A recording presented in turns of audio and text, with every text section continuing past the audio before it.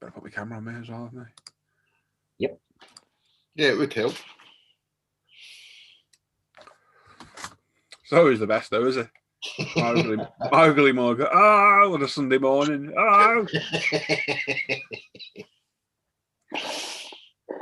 There we go. We're live. Hello, everyone.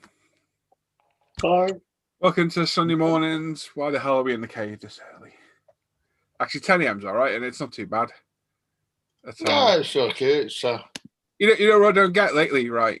When we were doing the 9:30 one, I'd wake up at like 9, and I'd have to wake me up, and I'd be half dead.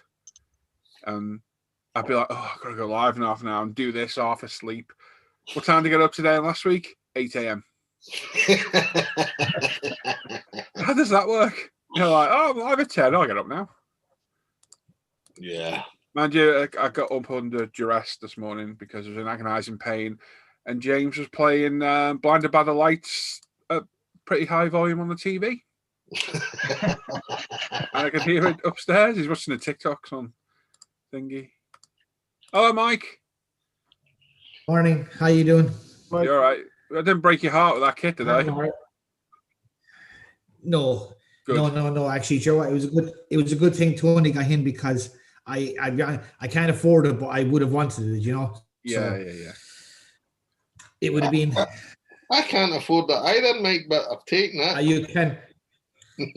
Tony's a baller. Tony's a baller. And the beautiful thing about that, for those that just tuned in, I've literally just sold, reluctantly, I'm going to admit, one of my bike kits. I've got one left and it's not going anywhere. But this one, I was like, oh, we can move that on because I found another Fujimi kit I want to get. And it's a 16 scale F40, brand spanking new, still sealed.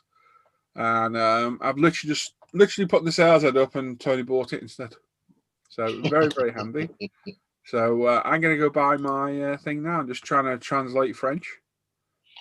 Oh, so is that what I'm bankrolling?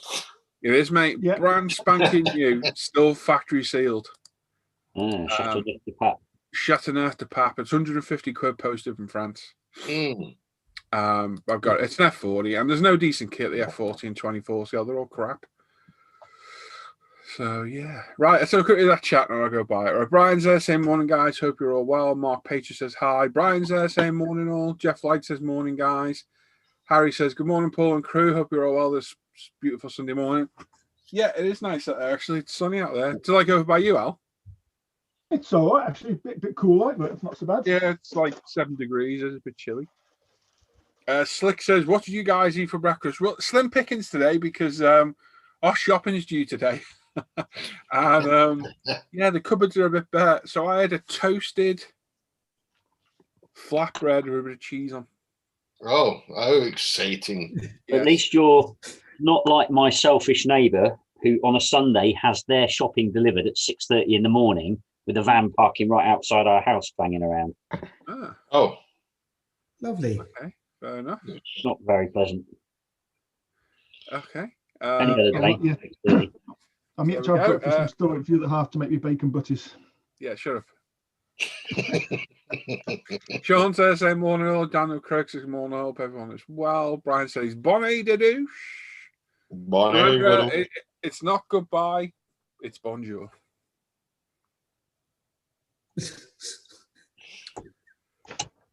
Slick says, do we hear Scotsman in there? He's here somewhere, yeah, talking about I'm here.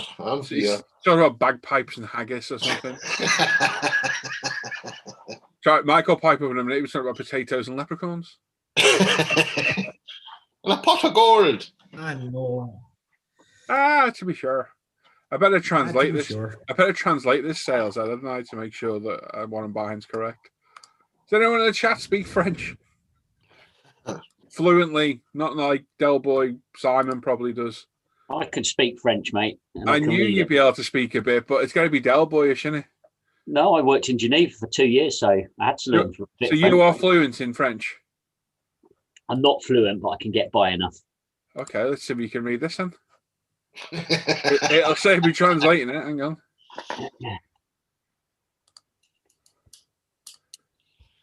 Here comes the rain. Is that sharing?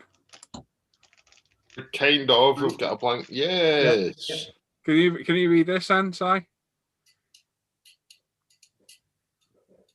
So for sale, a rare mark for your collection. Fujimi Eshell 1/18th reference. Blah blah blah. Ferrari F40.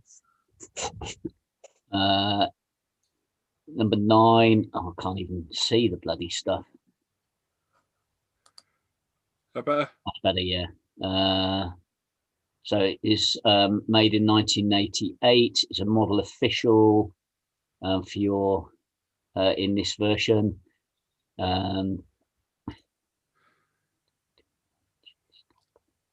It's something to do with old stock.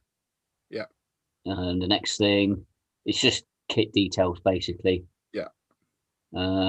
International e-bells are welcome.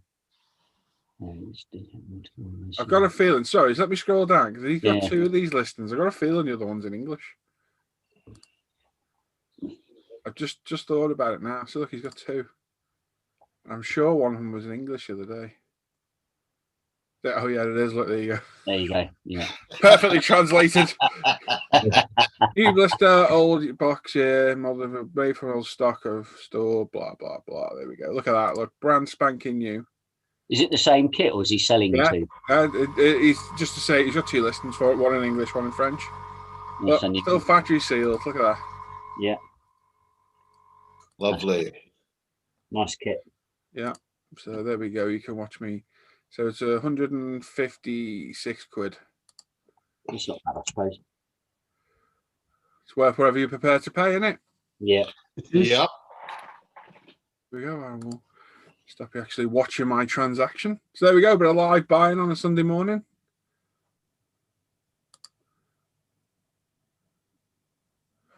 PayPal bank. Oh yeah, let's do the PayPal balance. So 154.79 it is. So I've got that, and I've got a Countach on the way as well. And I think that'll do me for now. I think so too, Paul. Yes. Listen, I've already got a conscience. I don't need a little angel and devil on my shoulder. There we go. It's bought. Thank you, Tony, for funding a future project. Not a problem. I think I actually posted that to my Paul SM page. I better take it off, hadn't I? We'll be up in arms. Everyone was up in God, when I saw those bikes last time, it was mental. Oh, yeah. No, I didn't put it up there. No, that's all right. That's good. There we go. So, yeah, another project there. There we go. Jan's there saying, hi, guys. Hope you're all well and staying safe. Tim's there saying, morning, banjo slappers. Oh. You must be talking to you, Mike. Tony and Mike. I think it'll be Mike. No, yeah. Tribune's there saying morning. Brian says nothing wrong with Scots folks, nothing right with them either. Hey. Scotty had a slab of haggis for breakfast. Oh. Tim can talk French. Yeah. Oh. Yeah. Why are you in back of the van? Whoever it was. You in blister rather than 9. Maybe. Damien Winder like. I like Tim's comment now. I can talk French. Oui. Completely spelt wrong. Yeah. Completely spelt wrong. Yeah. David says, evening lads from Australia. Chunk's there saying lol and Straya, mate. Yeah, instead of chatting absolute rubbish, Chunk, get in here. Yeah, Chunk. That's what you need to do. Show us the new piece, the new laptop. Genius, Tim. You should have got a MacBook. Yeah, MacBook would have served you better. Yep. Kind of worms, that one. So I'll leave it.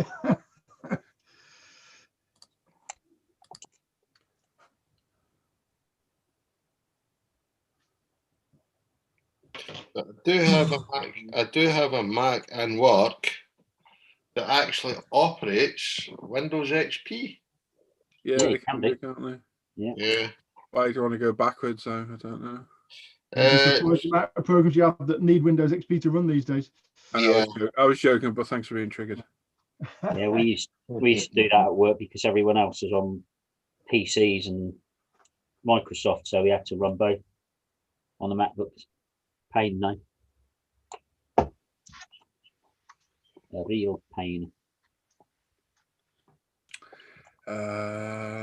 Chat's gone quiet. We've got 42 watching. Hello, everyone.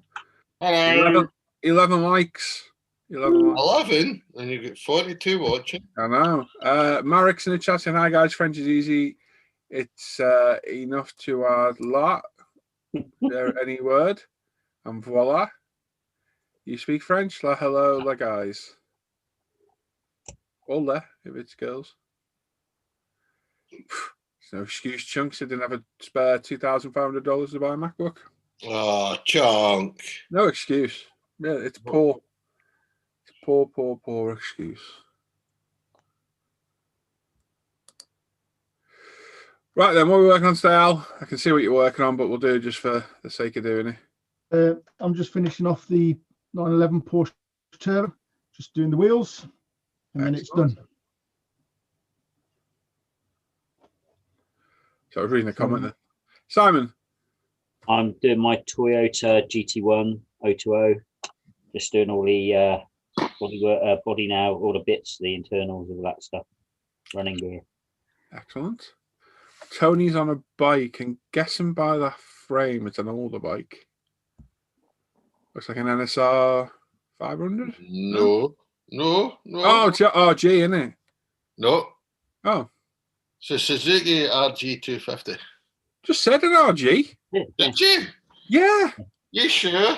100%.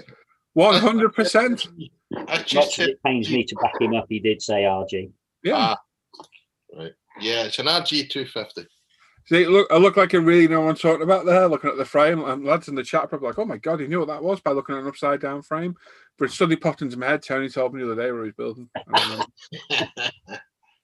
Mike. Hello. Trying to finish off the 911 GT1. Headlights and other little bits and pieces. Excellent. Oh, mate, you're still on that. You should have had that done by now. Did your kits turn up, Mike? I meant to ask you the other day. Your kits, did they turn up? Oh, yes. Sorry. Yeah, they did. Yes. Yeah. Good. Yeah. Go for that. And Sean, who couldn't wait 10 days for our sci-fi build. What are you building, Sean? I'm doing a Battlestar Galactica Viper. Oh. Yeah. Whatever you do, don't do the mistake everyone does and brush paint the pilot. No, that would be a terrible error. I'm only joking. I'm joking. Yeah, it's a kit that I've got on Face 8 Marketplace locally, and I just couldn't resist doing it. So that's fair enough. Yeah. At least you're going to take part in the sci-fi building like some of these heathens. Yeah, I've got a couple of other bits and bobs in the stash. So well, Tony won't, Mike won't. I know Alan's got one because he's a good guy, Alan. He's a team player. Yeah. And Simon, I don't know. He was looking at them. I've ordered one. Oh, he has ordered one. Yeah. There we go. Well, to disappoint you, Paul, I do have this. Oh, that's no disappointment. That'd be great. Yeah, nice. Good. Yeah, you build that in. There you go. Just quickly, Stephen Lloyd says, hi, you're all, hope you're all okay. Steve Bishop's Tackbrook, Warwickshire. Hey? He must live in Tackbrook, Warwickshire, I'm guessing. Hello, Steve. Welcome aboard. Warden Beezer says, good morning, chaps. And Richie Lamb says, good morning, guys. On ISM Watch Fest today. After this finishes, watching Friday night's live show. Excellent. You got 2 parts of a Porsche build to watch, and there's another one up in the morning as well, scheduled to go as well. Yeah, it's looking good, that. I'm working on my interior today. And Sam, who left. See you, Sam. Just as I got to How's the interior colour grabbing you this morning, Paul? I haven't looked at it yet, mate. Haven't looked at it. I'm going to have a look in a sec.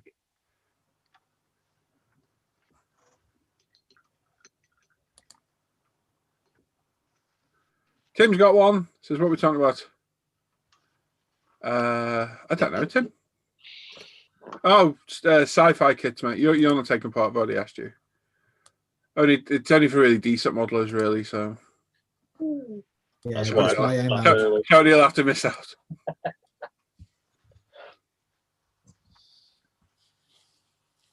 Do you want to send to your work address, Toe? No, you can send it here. You have to send me your address then, mate. All right. Oh, well, in that case, just send it to work, then I'll pick it up for you there. You sure? Okay, just send me the address if you want, mate. It's no problem. Okay. It'll be going by Royal Mail. Right, I shall send it to you no more. Which bike is Tony building? We've just gone through that, Ronald. Where have you been? Literally, we've just gone through. It's a Suzuki RG. What is it, Tom? 250. RG 250. Yep. And hello, Ronald. Welcome aboard. So there we go. I'm going to put my camera down on my bench, save you looking at my ugly mug all morning. We'll just look at Mike's instead. Thank God. And I'm going to whip out my interior and have a look at the colour that Alan forced me to paint it last night. He proper peer pressured me. I'd sprayed the colour. I was kind of happy with it. Then he said something put doubt in my mind. Yeah, it's like that. He is. He's very questionable. Yeah, that's not a bad colour. I'm happy with that. What did you do it in the end? LP 13. Alan just wouldn't let up, man. Wouldn't he? Oh, just on and on, telling me it looked rubbish. And didn't you, Al? Yeah, but somebody's got to be a conscience. Yeah, there's that, I suppose. So we can either mash that up and flock it, or we can clean up all the other interior parts. I'm going to be honest, they're both a bit of a boring job. Both need doing, unfortunately. Yeah. You're quite like to get the flocking out of the way, I think, so it can dry. Oh, wow. Ronald says he's sorry, he just came out of bed. Oh. That he said out.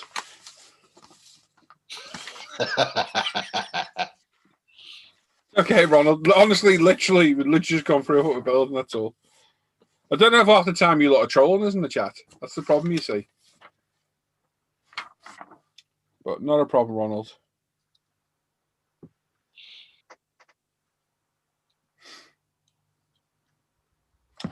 So is behind the seats carpeted on this or not? Because those seats fold down. Oh, Gary Parker's there, didn't a hair pull ripping out your interior? Oh, Gary. It did make me wince a bit.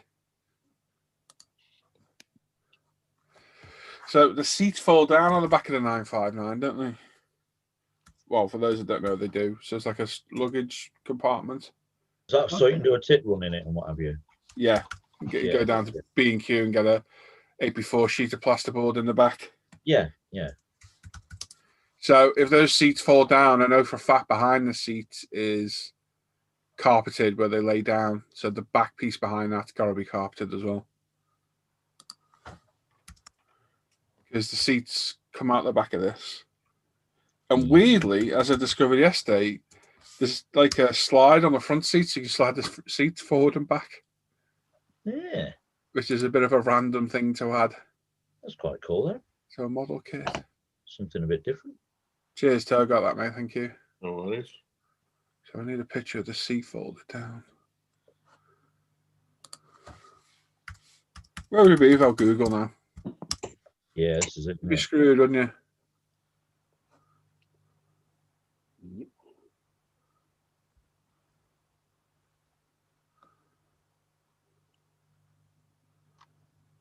They're not going to put leather behind the seat, are they? We never see it. Nah.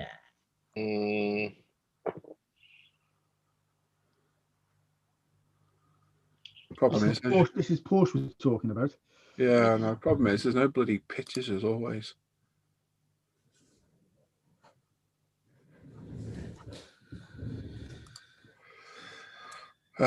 Yeah, all carpet. It's got to be carpet behind the seat, hasn't it, Tim? Yeah, I think that'll be all carpet. Because what I can see is you've got the seat center is leather, obviously. Then there's two seat backs to sit down at the back, and they're leather. And then all around that seat back bottom is carpet, and then all the upper bits are leather.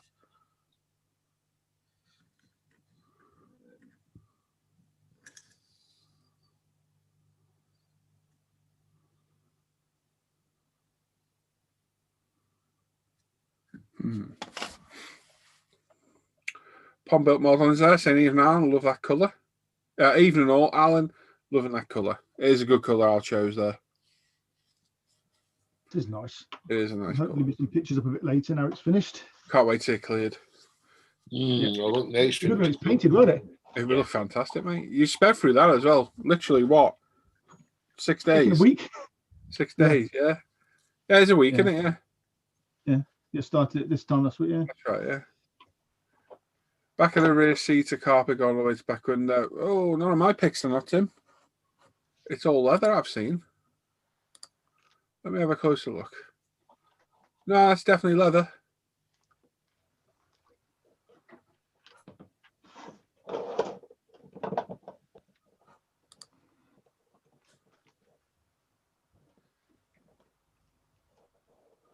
Yeah, all the pictures I've looked at, it's leather up to the top.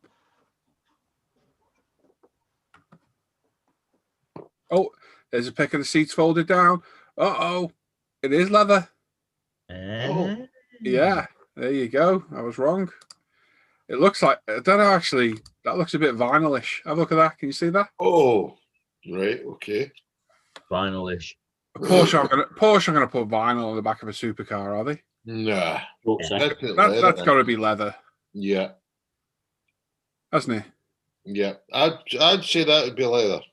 Got to be. It'll be whatever the rest of the interior is made out Yeah. of. That's for certain. So yeah. So there we go. So as you can see, look, it's just this carpeted. Mm-hmm. They look like the most uncomfortable, and I use the word loosely, seats I've ever seen in my life. Have you ever sat at the back of the 911, Paul? You ever tried to get in the back of the 911? Right, I've been in a 911, an old 70s one, but I don't imagine it was me in the back. I think I was in the front. I don't think I'd get in the back of one of them. Yeah, they're not, mate. You get a kid in the back of there, wouldn't you? Just. So we're carpeted all the way around there, all around the bottom, which I've done on the other piece. You get no ISO seat fixings on them things. Oh, it's held on by a... Look at that. The back seat's held up by that. Snap cap. That was push fit. That Yeah, that's what holds the seat up. Ah. But they're not made for passengers, are they? So Nah, that's too sheer. ooh, good reference pictures there. So nice lucky seats for back in the early 80s. Mm.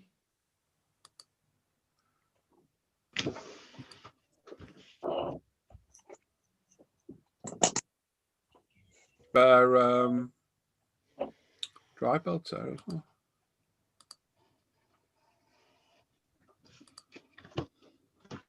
Morning, chaps. Hello, Al. Hello, Al.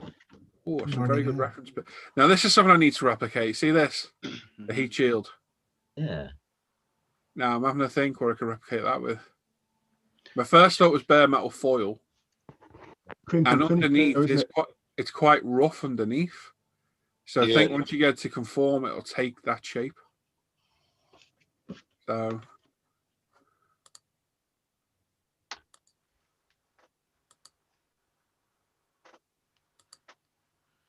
Is Al just left again? No, Al's here. It's Chunkets came in. God, I thought I could hear a cock smack. Yeah. Oh, hello, Chunk. Hello. Hello, Chunk. How's everyone going? All right, mate. Going good.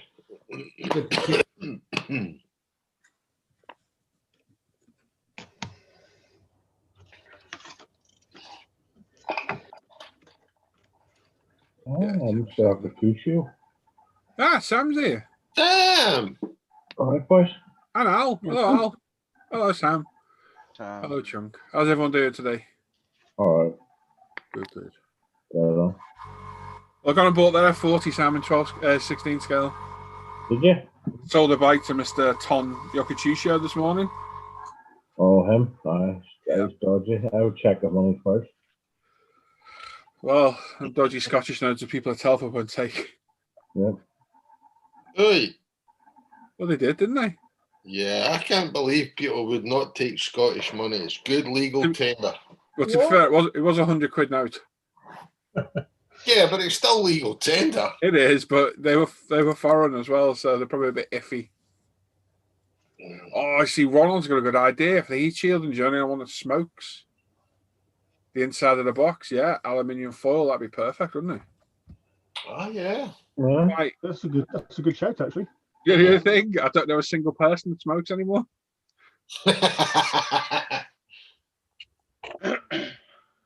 I'm just trying to think if I know anybody myself who actually smokes genuine cigarettes these days. That's a good shout, Ronald. Very good shout, mate. I know one person who smokes, but it's roll-ups. Doesn't Luke smoke? Did. Stop. Did. Yeah, He's stop. awesome. Well, to go spend 10 quid for a pack of fags then? Cigarettes? Maria smokes. Normal You'll smashes. be lucky these days, Paul. More than Just go down the local Weatherspoons. I'll go raid in the bins around the local town. Paul. Maria Yeah. smokes. Norman's wife. Oh, yeah. Yeah, but we're talking about cigarettes, Sam. Oh, It's a bit harsh. I go. What? Hey, Eh? What? He either means cigars or rollies. I don't know what I mean, to be honest. I'm a bit worried there. Yeah, so is none. Yeah. Who's watching? You're probably taking a fifth at the moment. You had a hit on the head this morning. Yeah. Oh. That's how I got woke up. Oh. Not Pat again, was it? Yeah. Oh, damn it. Oh, Flynn's there saying good morning all the way from New Zealand. Ah, a fellow countryman, Chunk. No, What? that is negative. Oh. There's no conflict between Aussies and New Zealanders, is there? No, Just in a rugby pitch. we probably like people, Victorians like people from New Zealand more than they do from South Australia for some reason. I don't know why. You're strange people, aren't you? We are. We're Do you reckon Jack's going to get a win today on the last race? Yeah, I think it'd be good, wouldn't it? he can do it. He just gotta. I think it'd be good. It'd be a good end of the season and next year. I'd like to see Jack get a win. He's better not leading, because when he leads, he goes too hard and blows his tires out. Yeah. Like, he's better off sitting behind, like he did last week. Was perfect. He just couldn't get around him. So No. So yeah, further follow last race of the MotoGP season. So who's won the world title? Jarmir Oh. took it last week on points as well. what did they say was the first Suzuki in 20-something years, I think, wasn't it? Yeah. Not even Marquez there, and I don't know what it is. I don't think it's the fact that he's not there winning. I think it's just giving all the other teams more confidence. Yeah. Because there's been like 9 different winners this season in 15 races. No, it's not even 15. 12 races or whatever it was. Well, the Repsol bikes are still there. It's they don't really change. It's just Marquez is that good of a rider. But I'll be fair though, his brother's done well jumping straight on that bike. Oh yeah, And he's been having some good fights. So and he got that podium, and then that gave him that much confidence. And then he was bloody pole and all the like. yeah, It's good to see. it is. But although it's been a bit of a disrupted season, a little bit rushed. Yeah. It's been controversy in the chat. Oh, wow. Oh, Brian says I'll send you some Paul I smoke. That'd be really good, Brian, if you could.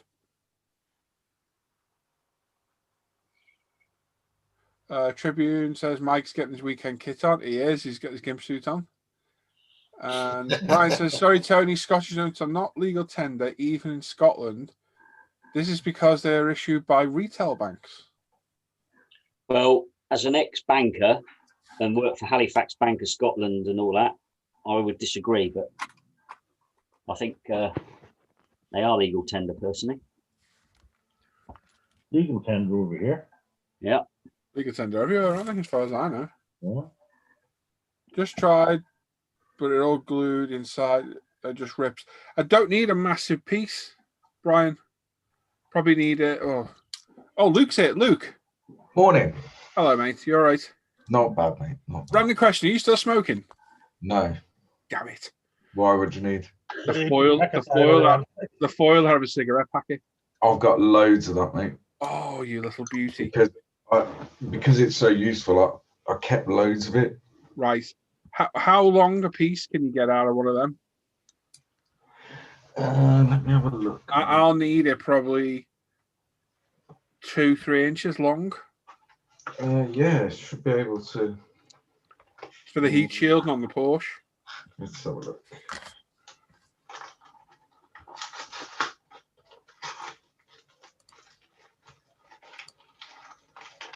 See if I can find a pic of it.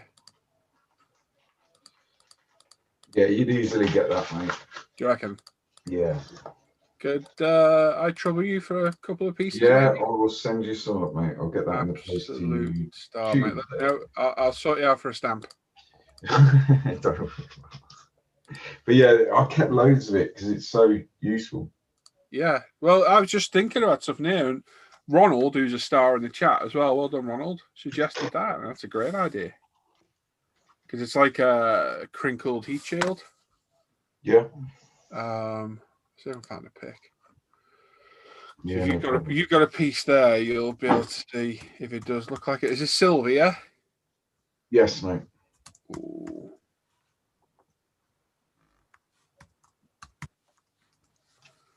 Who else joined in? I can't quite see. Mr. Callis. Ooh. Hello, Andy. Morning, ladies. Oh, Andy, you all right, mate? Oh, bit early, but yeah, I'm good. What time is it over there? 5:30. Yeah, jeez, that's not early. That's not early. Nah. What time is it about you, Chunk? I only got out of here at 4 o'clock this morning at our time. So excellent. There you go, Luke. Look at this. Look. See that up there?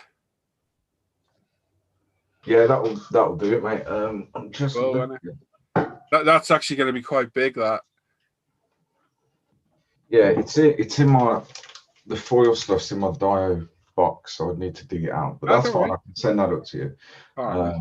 But if I share, hang on, let me stop. I'll do it now. No, I don't need to share. Fucking idiot. Ooh. Oh! A Sunday morning swear.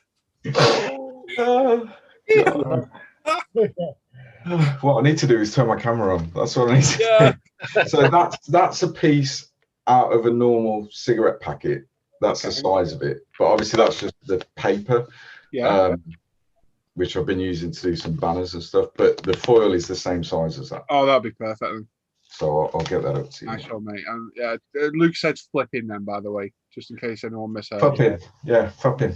Oh, flipping. Sorry, I misheard it too. We don't mean to swear if we do. Not that anyone did. Fraudulent slip. Yeah, flipping hell. I find a funny one now, to be honest, because we do it very rarely. Yeah. Every time we do it, everyone's always like, ah! It's never like, oh, for Christ's sake, Luke. Used to happen quite often. Remember the swear jar used to be pretty full. The first live show we ever did, and we implemented the £5 swear jar, I think we had about 130 quid. I don't think it was in one night. I think it was over a couple of nights. But it soon stopped us swearing. Yeah.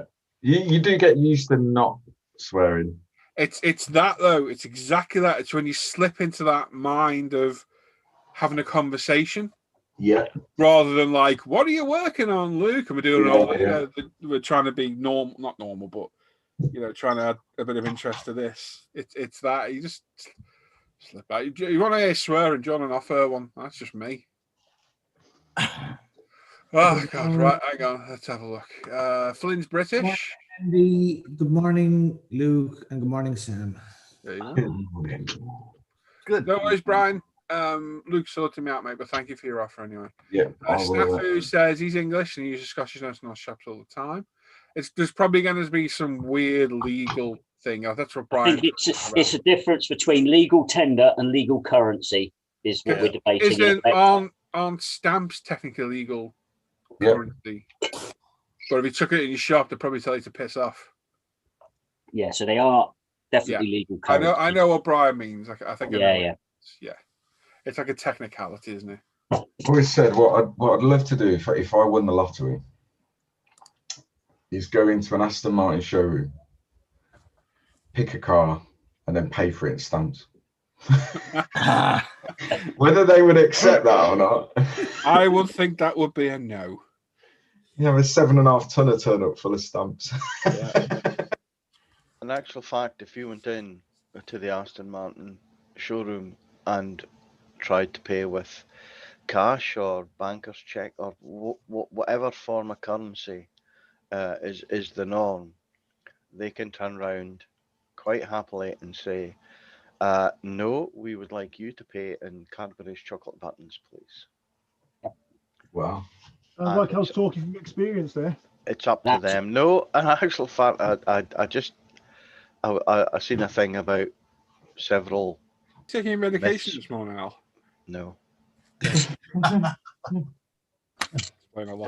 on YouTube, okay? It's got to be right. Not quite correct as, not quite as correct as Facebook, but you know, close. Hey, Facebook's never wrong ever. No. By the way, you can't put anything over enamel paint. Nothing. And you must always clear coat. Was that from that one yesterday, Paul? Say that again, mate. Was that from that one yesterday? Which one? The one in the on ISM. UMP primer over with gloss white. Oh yeah, yeah. You see, I don't know if the guy. What was the guy's name? I don't know if he watches. That'll be like surface tension only because it's a gloss. Yeah. You know what I mean? So yeah. Anything like that, you're gonna have to do crazily thin coats of paint to get that to take on a gloss surface. But I do it all the time. All my window rubbers are UMP black primer, and that's on 2K gloss, and it's been polished, and it's probably got polished residue on it, and it still sticks like shit to a blanket to it. So the problem is, and I get it all the time. I've got no problem helping people at all, but when someone messages you or posts about a problem, there's so many variables in play that it's hard to answer sometimes, isn't it? Without being there or seeing it. But I think that's all that was. I think it was because of such a high gloss finish on like the Tamiya X2. I think putting the primer over the top just caused maybe a bit of surface tension and caused it to separate because it was an orange peel, like I said to him. So that, you know, it looks like it's separated. It left like a crackle finish, haven't they? Yeah, it was a bit weird. Don't panic, folks. I've arrived. Yeah. Norman. All right, ladies. The joy in Andy's voice. Norman. How's the knitting club going on? Hey? How's the knitting club doing? Good, mate. We're building a scarf together. I've started with the sleeves. How are you? Yeah. You had a good week. Yeah. Norman's turned into a sex pest. Yeah. I say turned. Hey, the court couldn't prove that. The 15th time. Still bar from the park, though, aren't you? Yeah. I did that. Chihuahua's nobody's business. No, never mind that. It's Nikita. Yeah. That was a rough dogging section. That was. That poor thing never walked straight for a week. Still walks on his front legs. All right, Norman, you killed him, John. Ruined it. See, we're busy again on a Sunday. This is good. What? Dog soldiers. Adelaide. Right, bye. No. Can you go and play with fire knives somewhere in the corner? Very nice, isn't it? Norm, what you working on? I'm being serious. I believe he's actually got 2 kits on his bench. I don't know what's going on there. Well, 2? they're just stunt. They're stunt models. They're hollow. I reckon one of them is trying to sneak in as a Porsche. I got that kind of fails, doesn't it? Because they are hollow. Yeah, one's a Porsche, mate. There you are, Andy. Oh, this bit fell off. It fell off. Told you they were fake, they're not glued together. Look, it's all smoke and mirrors with Norman. Hey, look at watch. Like look, see, I know Norman well. Look. Yeah, I'm like in Liverpool scrapyard. So this one's the same. I tap it in the right places, it'll all fall apart. Do you say you're like a Liverpool scrapyard? Yeah. Fair enough. Oh, hang on, we got a thing there. Good one, Luke. Nice one. Cheers, Brian. Thanks for that, there, mate. Stu says, won't be joining the hangout today as a lady friend of mine is having a tough time. Oh, no. Just being there for her at the minute. I hope you understand. I'll see you guys soon. That's no problem, Stuart. Not at all, mate. Science says, depends on what source you believe. Yeah. Bank of England. Fabio says, good morning from Italy. Buongiorno. And he said Bono Ostente then. That's fashion. I see all your videos. Good modelling altogether. Thank you, mate. And Brian says, never seen a finished model from Normia. I've not even seen a partly finished model from Normia.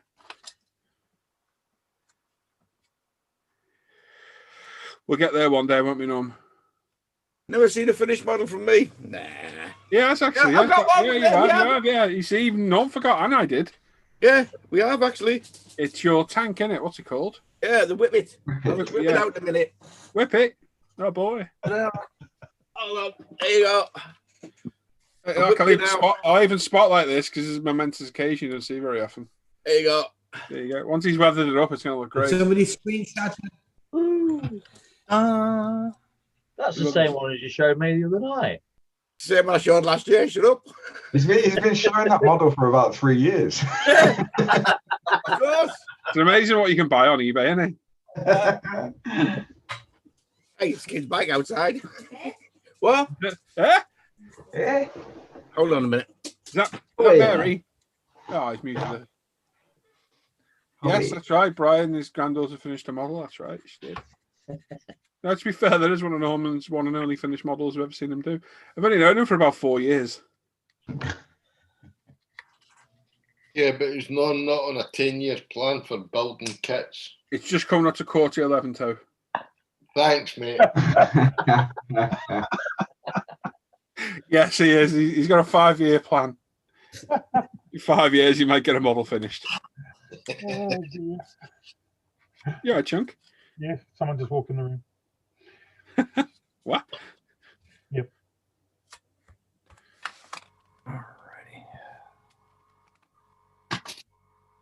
Richie's on board there saying, look up when it's finished, Num. It's a good joke, that, isn't it? It never gets old.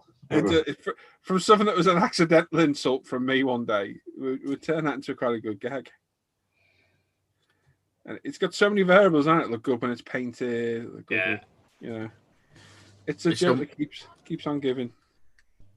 The other eldest son wants to borrow my spirit level that he brought back the other day, but now he needs it again. At least he's keeping on the straight and narrow. I only go to his house to visit me tools. Hello, Drill. How are you doing? I haven't seen you for 10 years. Quick.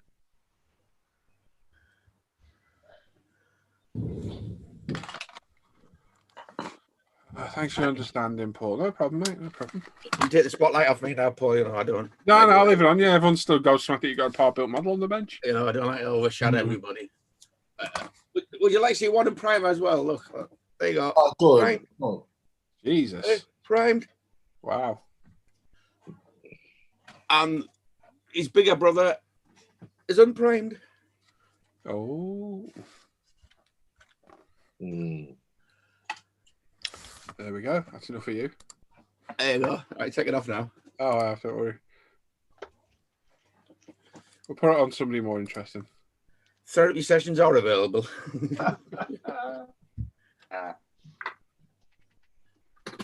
Mike's reading the instructions for his new fungal cream. Looking at the pictures. He's just read a really important bit. Do not apply a tail. And he's like, crap. I I was just going to ask you, had you any experience with it? Yeah, I'll PM you. All right, good man.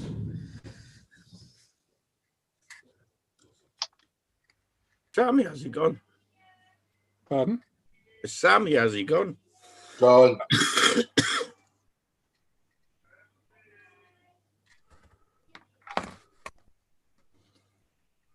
That's no problem, Brian. It's just all a laugh with this group, mate. Yeah. It's an ongoing joke. It's been going on for about 4 years. Yeah. Except I've known Norman 4 years. That's about all I've ever seen. Oh, you got 5 years coming up, mate. Is it 5? 5 in September it was. Jesus. Wow. Yeah.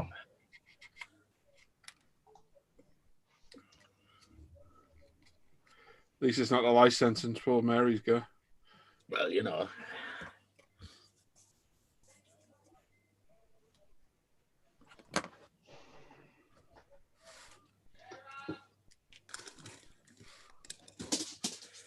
How's the Christmas decks going, Luke? They're all up and sorted. Oh, excellent. I was in charge of the mulled wine. Yeah. So I got shit faced. And then I was also in charge of the table decoration. Oh, what is it? A 35th scale challenger? No. So I used my new gaming map and put all my Warhammer terrain out. It's a Warhammer gaming table. Excellent. But it is the snow effect, so it's festive, isn't it? There you go. Yeah. And yesterday afternoon, played the first game of Warhammer. Excellent. Oh, turn it Yeah, that's interesting. I beg to differ. Need some more dice. Oh, well, we lost them. You have to use so many. Yeah, madness. But yeah, that's what I did. Whilst drunk on mulled wine, which probably. As long as your baubles are angering straight. To the left. Oh.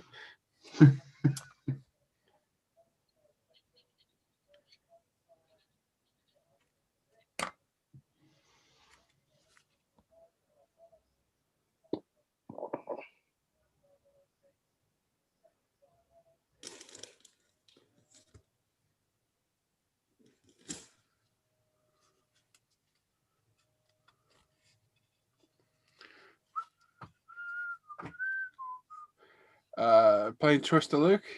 Yeah, who won? I won, obviously, Tim.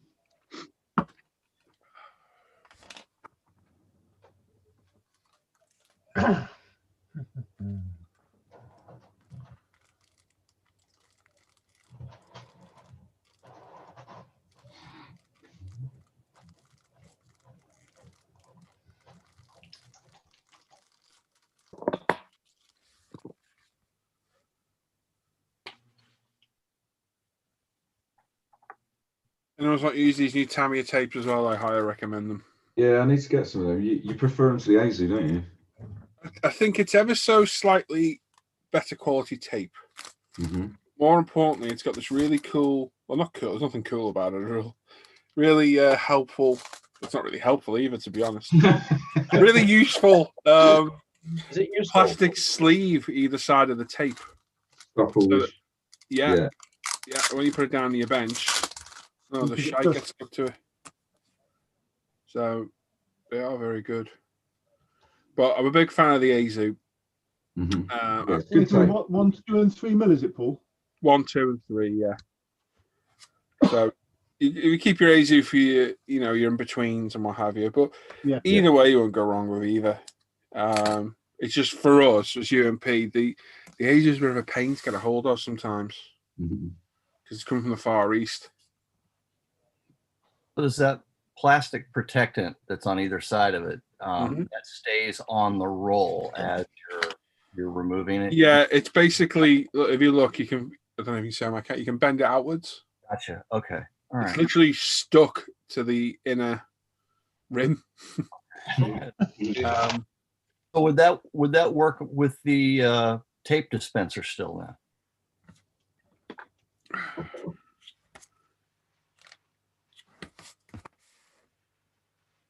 No, the 3mm doesn't, but the 2mm does. Okay. It looks like a bigger roll of tape as well to the Azu. They're much longer, aren't they? It looks like it. But what the Azu is about 5 meters. The Azu is it normally? Can't remember them. Let's have a look. What are they? Yeah, 5 meter rolls. The Azu. What are they? 30 or something, Paul? I don't know, mate. Does it say on the packet? 18. Is it 18? 18. 18 it says. Yeah. Any advance on 18? No, just 18. 18. 30%, is it? Nearly 50 there.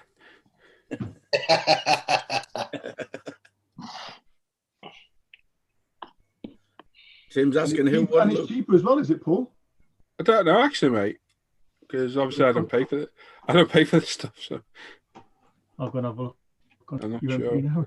Everyone asks me, they get messages, how do I check out? I've got no idea. I've never checked out my website.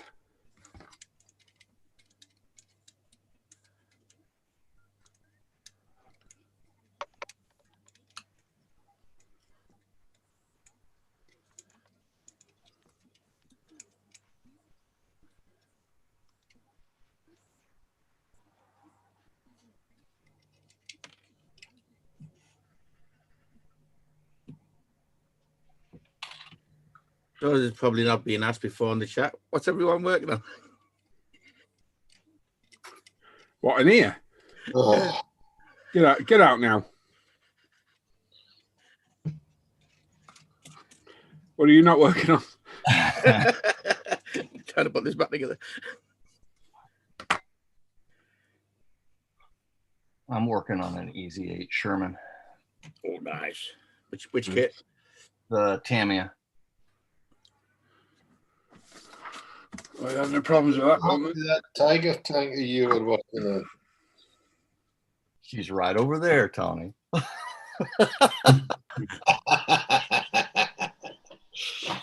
Yeah. That's the one you've still been working on for the past 2 years. Yeah. Did you notice how quiet I was when there was a discussion with Norman about built models? Yeah, we're still waiting you to finish something. I tell you, we're still waiting you to finish something decent. Oh. Wooden Bee's asking, what's the new Tamiya tape like it going around curves? I don't know, mate, to be honest. I haven't tried it yet. You mean like bending it to make like camo and stuff? Yes, I don't know. It's got to be better than that. Vinyl stuff. Oh, the white stuff's awful. Yeah, it's awful. Oh, that's terrible, that stuff. That's terrible. Is that bad stuff, is it? Just shite. I reviewed it. It doesn't do what it says it does. I reviewed it. It worked great. Then I came back again. I was like, okay, this doesn't work anymore. What's going on here? You used it on the F16, didn't you? Yeah, something like that. Yeah, and it worked really well. Aggressor.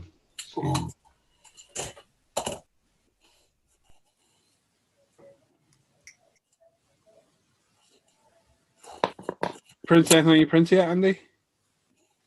Say again? Have you printed anything on your printer yet? Nothing worth printing. Well, so a bit like Dan then. Me neither. Nothing fun. Let me put it that way. We've just been messing around with teeth. So, but, with the printer, it's a resin printer, so it takes bottles or tanks of resin. And the initial resin that we got won't work with the dental stuff that we do. I've got a tank of resin that I need to burn off on some other items. So anybody has any suggestions on good sources of files, fun files to print, I'm open to suggestions. Thingiverse. Speak to Dan, yeah. Yeah, Thingiverse is one he uses. Thingiverse? Yeah. Yeah, Thingiverse is pretty good. There's another one as well. I can't remember what he said it was. There's Mini Factory. That's pretty good. That was one. My Mini Factory. I think I've heard of that one. Yeah. If you just Google free 3D STLs, you'll find loads.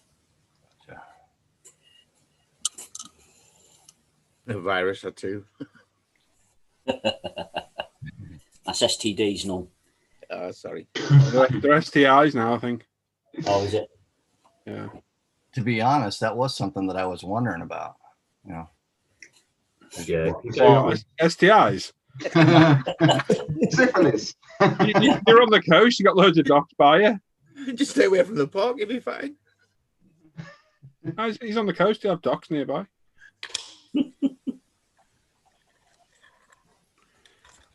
Andy. Sir. Where's your tea service? Oh, it's behind you. I can see it. Hey. It's right there. Oh, shit. Thanks for... Oh. All right. Luke's already dropped an F-bomb. He dropped the F-bomb. Oh, no, he didn't. He said flop in. I forgot. Yeah. I have to... I already sent my tea service a message, but it doesn't seem to be working.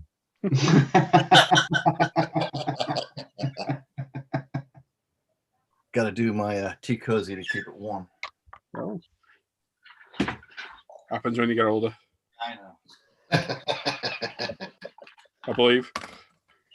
Allegedly. So I've heard.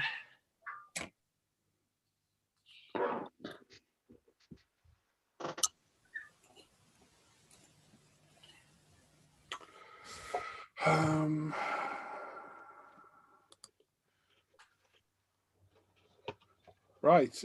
Peter's there saying, Konnichiwa, gents. Bonjour. Tribute says, guys, picked up the Rifle Model Challenger 2 kit cheap. Looking at it, it's way more complicated than I've ever done before. Ever been intimidated by a kit? Just feel you might not do it justice. Yeah, but just crack on. It'll be all right. Yes, I built that kit. I did a video build of that kit, mate, as well. Lovely kit. It is a very good kit to build. Yeah, build it in stages. So you got like that bit done, that bit, that bit, that bit, that bit, all different bits, and it'll all come together as one big kit. Yeah. No speaks from experience of watching us. Yeah, and don't be intimidated by any kit. That's one phrase that really missed me. When people say I can't do it justice, it's plastic, mate, in the box. There's no justice to be done to it. Yeah. Build it, enjoy, have fun. Get it done. Because I'll be honest, I was intimidated by kits for quite a while until I came to that conclusion. It's just not worth it. Just do it. If you screw it up, buy another kit. Still intimidated though, Andy, just a bit. We're at 11 o'clock now, too. What?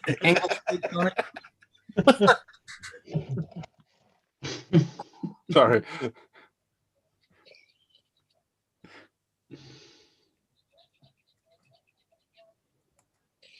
That killed the conversation. Well, I'll just give up today then. Yeah, it's 11 o'clock now, Tony. So horrible, Norman. What? Don't be so horrible.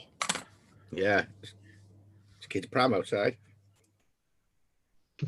The only injustice is not attempting to build it. Yeah. Yeah. Norman's right there. It's just a box of plastic. It's when you're mental and start adding loads of aftermarket bits. Yeah. Oh, yes.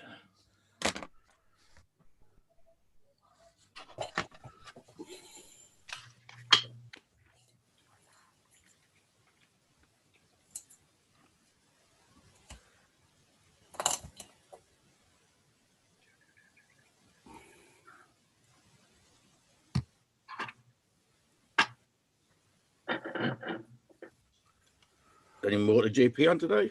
Yeah, mate. Last race of the season. Ah.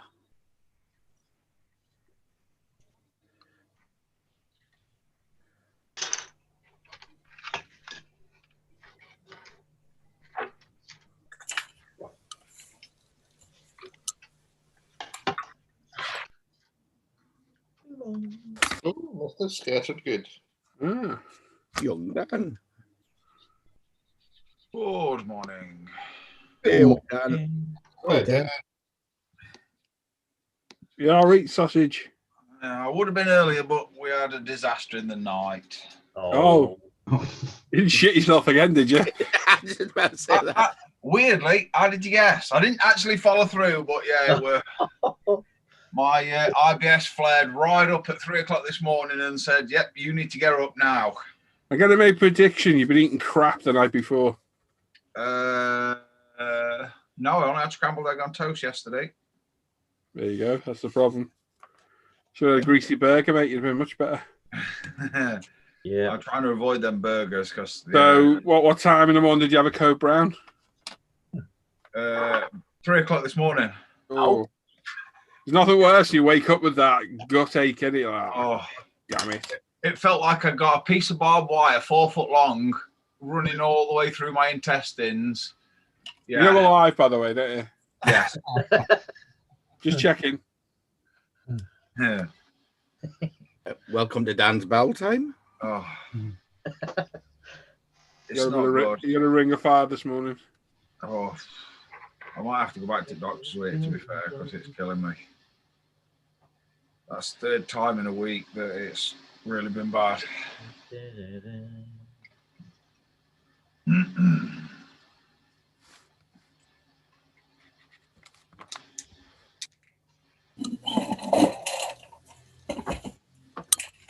Burn, burn, burn, like a ring of fire. Who sang that, Si? Johnny Cash. Johnny, somebody like that, wasn't it? God's sake, Dan, you ruined the gag. Oh, sorry. Absolutely not. But he would have said that then as well. Idiot. I wouldn't, because I didn't know. I just know the song. You weren't to think it's Johnny Cash. And I would have come back with, let's keep it that way. But Dan ruined it. Sorry. God's sake. Sorry. At least it wasn't Alwith. No, I think it's Fleetwood Mac. Not still here. Where is he? Yep. Oh, there he is. Still here. The long story short, radio one day, music playing. I've got a gag where somebody new joins and we'll have like a bit of Duran Duran playing on the radio, and I'll go like, I love Aha. There's like an awkward silence where you can hear the confusion of, huh? And somebody will always pop up going, no, it's Duran Duran. And Al's in here one day with me and said, Al, the next person who joins, we'll do that gag on him. I'll pick the wrong music. Oh, okay, no problem. Fleetwood Mac comes on, and I'm like, oh, I love Simply Red. And the person who did it to you didn't say a word. And the Al piped up, go, no, I think it's Fleetwood Mac. I was like, really, Al? I just discussed this with you. Oh, yeah, I forgot. Well, it was more than 20 seconds previous, so.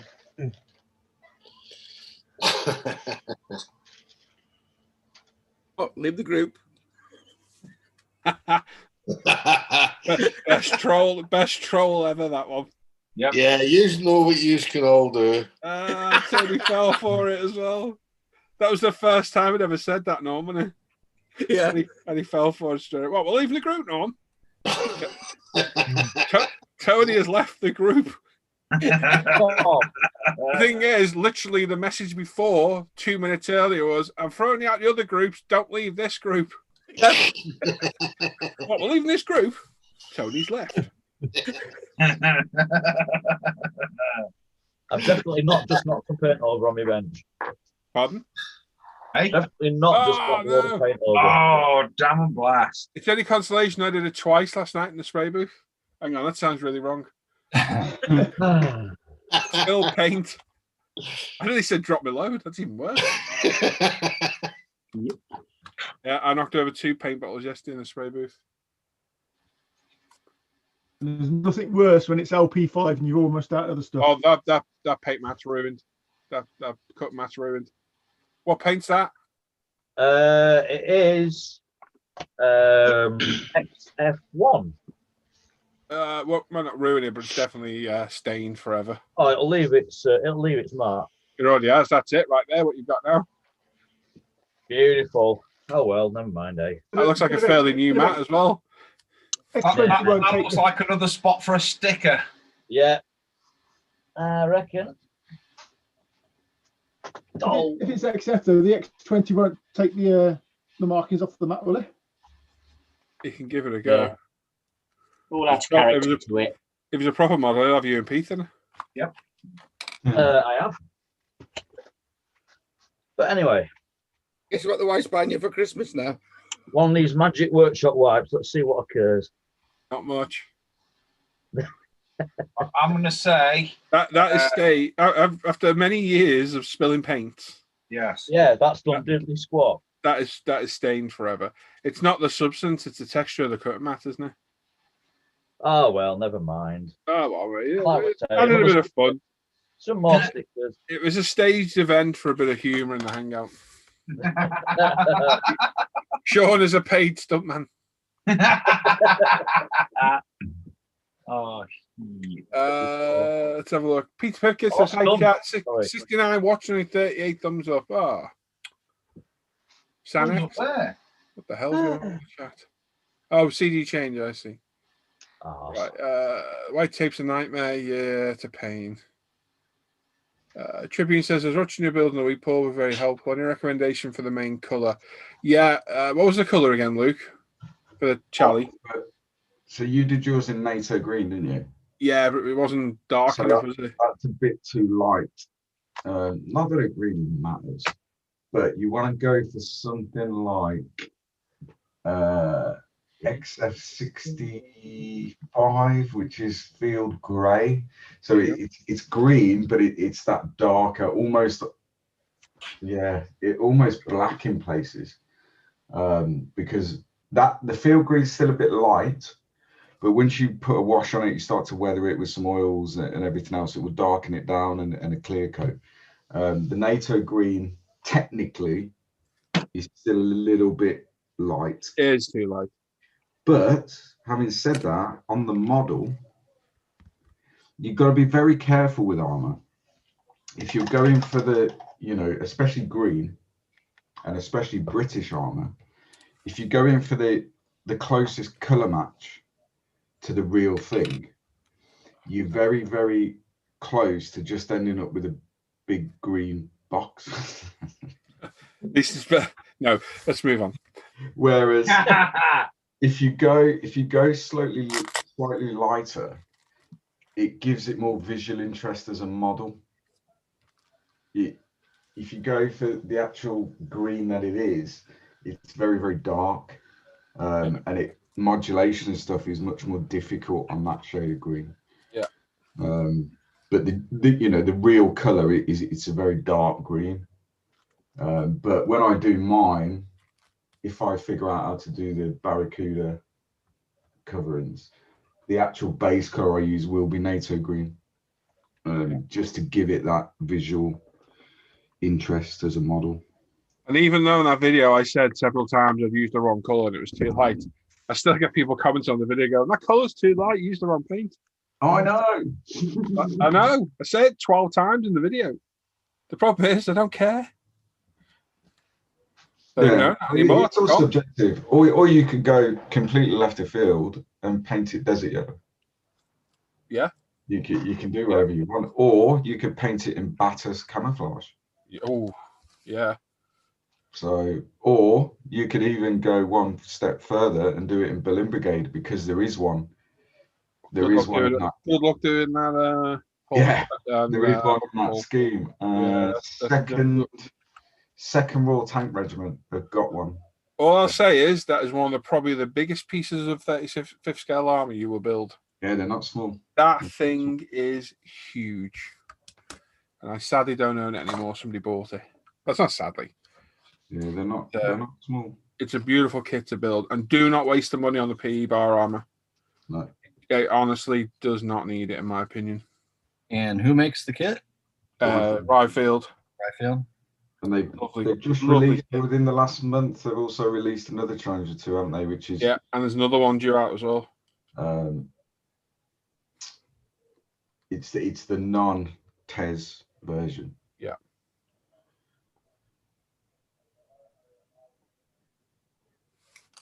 It's a nice kit, really nice.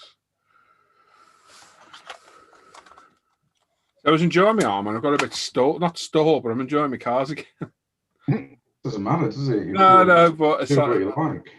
Yeah, work what you're happy working on. I'll go on the Xbox and see you later, boys.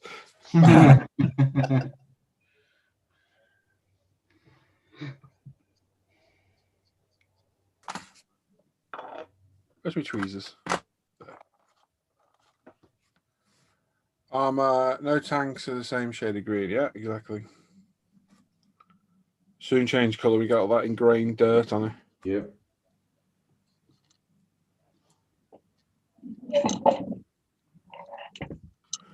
Let's look at the state of Sean's cut mat now.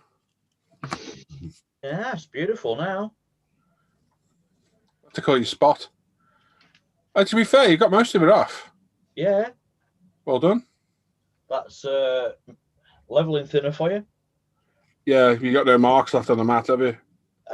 Still there. Really? Yeah. Wow. Good I job. mean, I could just about float out of the shed now, but yeah, that leveling thinner. Oh my god, it stinks.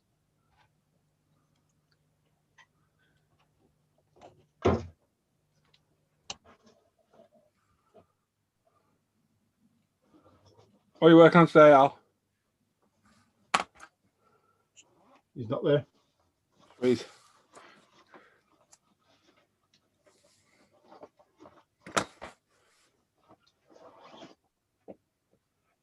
Tribune 43 saying, cheers, what do you think of the possibility that we may get rid of the tank units?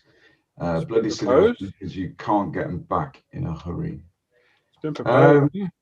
I think a lot of it is media hype, to be honest. They're not looking at getting rid of tanks. What they're looking at is massively reducing the operational fleet. And in the current climate, so for example, in Afghanistan, you could not use a Challenger 2 because the terrain, the environments it was operating in, it just wouldn't, it was impractical. You just couldn't do it. So that's where they came up with all the kind of MRAP fleet that was much more useful operationally. The chances of us actually having a massive armor confrontation, excuse me, are very, very slim. I think they need to invest in more highly mobile, deployable forces that can be deployed easily anywhere in the world on very minimal notice. And the fact is that we're going more towards drones, you know, unmanned vehicles, unmanned aircraft, which personally I don't think is a bad thing. No. Because if you can minimize the cost of human life during any conflict, then that's the way to go. They announced this week, didn't they? I think on somewhere the biggest spend or boost the army spending or forces spending is going to be next year, which is focused on technology and AI, as you just said. Yeah. And that's the way things are going, you know. I think the biggest threat to the UK currently from a domestic security point of view is cyber threats. Yeah. Because it's very easy to bring down the infrastructure. Yeah. And our MOD and the government need to invest in protecting our, you know, technological infrastructure, because if you take that out, so for example, the mapping system and the way conventional forces are operated on the ground, such as Challenger 2s, troops on the ground, everything is under one system, which relies on internet connections, satellite mapping. Everything is done on that. So you can have as many tanks as you want, but if someone is able to destroy or interrupt that data link, nothing's going anywhere. Yeah. So, and they haven't fired a shot. You know, so because of the way the world we live in now is so technological, and the military is no different, the investment really needs to go towards protecting the technological infrastructure rather than having 6 armored divisions that can't go anywhere because the computers are down. Yeah. There you go. Very true.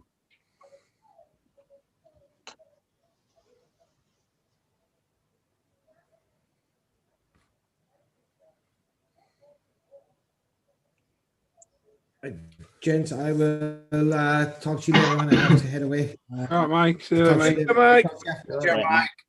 Bye, thanks.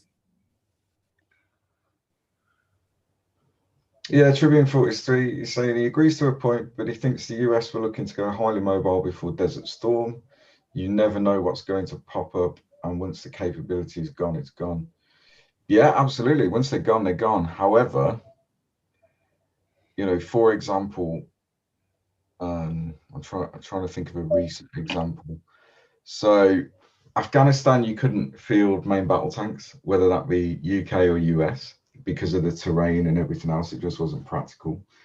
If you look at the Gulf, so Desert Storm, yes, but you look in, you know, that was a long time ago. Technology has developed so much since then. Now, you put a Russian armored division, for example, somewhere, rather than us and the US and the Canadians and NATO and whoever fielding our own armored division, what about if we just put a load of drones in the sky with Hellfire missiles? Yeah. How long do you think those tanks are going to survive? Not long. Air superiority is the key, isn't it? Yeah, and that's the way ahead. That is the way ahead. Don't they reckon one of the most dangerous places on the battlefront is in a tank? Yep. Because I mean, the Challenger 2, let's be honest, its survivability is the best in the world for crew safety and all the countermeasures it has on it. However, you put a drone up at 30,000 feet that the tank can't even see, and it's got 6 Hellfire missiles on it. That tank ain't going to survive that long. And that's just the reality of it. Hugh in the chat saying, any recommendations for a decent headband magnifier? Yeah, the one I got linked. Is that your mate, Al? Yeah, Al's one. Al. Yeah, the one that's on there, or yeah, which is the same as that one there, isn't it? I think, Paul. That's the one. Yeah. Yeah, and it comes with a different. Yeah, if you go to any non-live video, there's a link in the description of all the stuff I use in my videos. It'll be in there.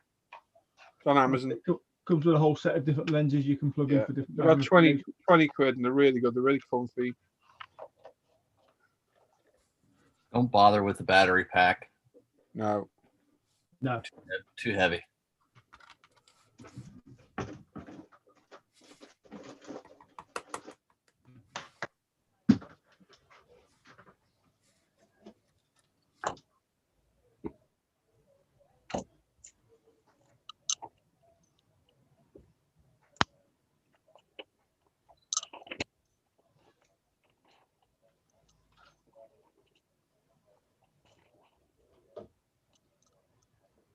Yeah, Richie Lamb is absolutely right. When he left the army in '99, UAVs were launched from a 14-ton wagon. Now it's a manpack with longer endurance. Right, yeah. Ooh. And that's true. So when I was in Afghanistan, we used to launch a UAV, and it was carried in a Bergen, polystyrene or high density polystyrene structure with a camera on it.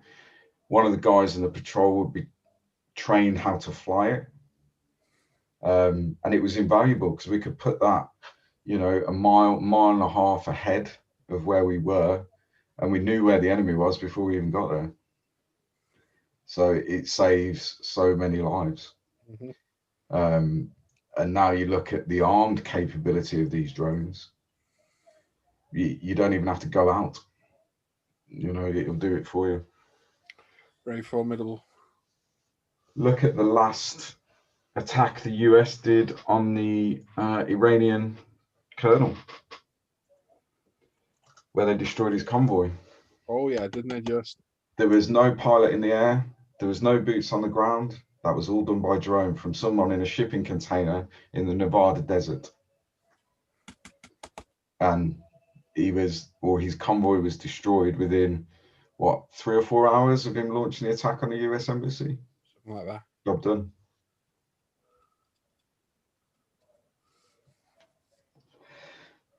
Oh, it's turned into Tribune 43. Would you say that applies to all static forces, Luke? Armenia Azerbaijan conflict, recent shows, lorries, etc., or even groups of 3 or 4 infantry getting smashed.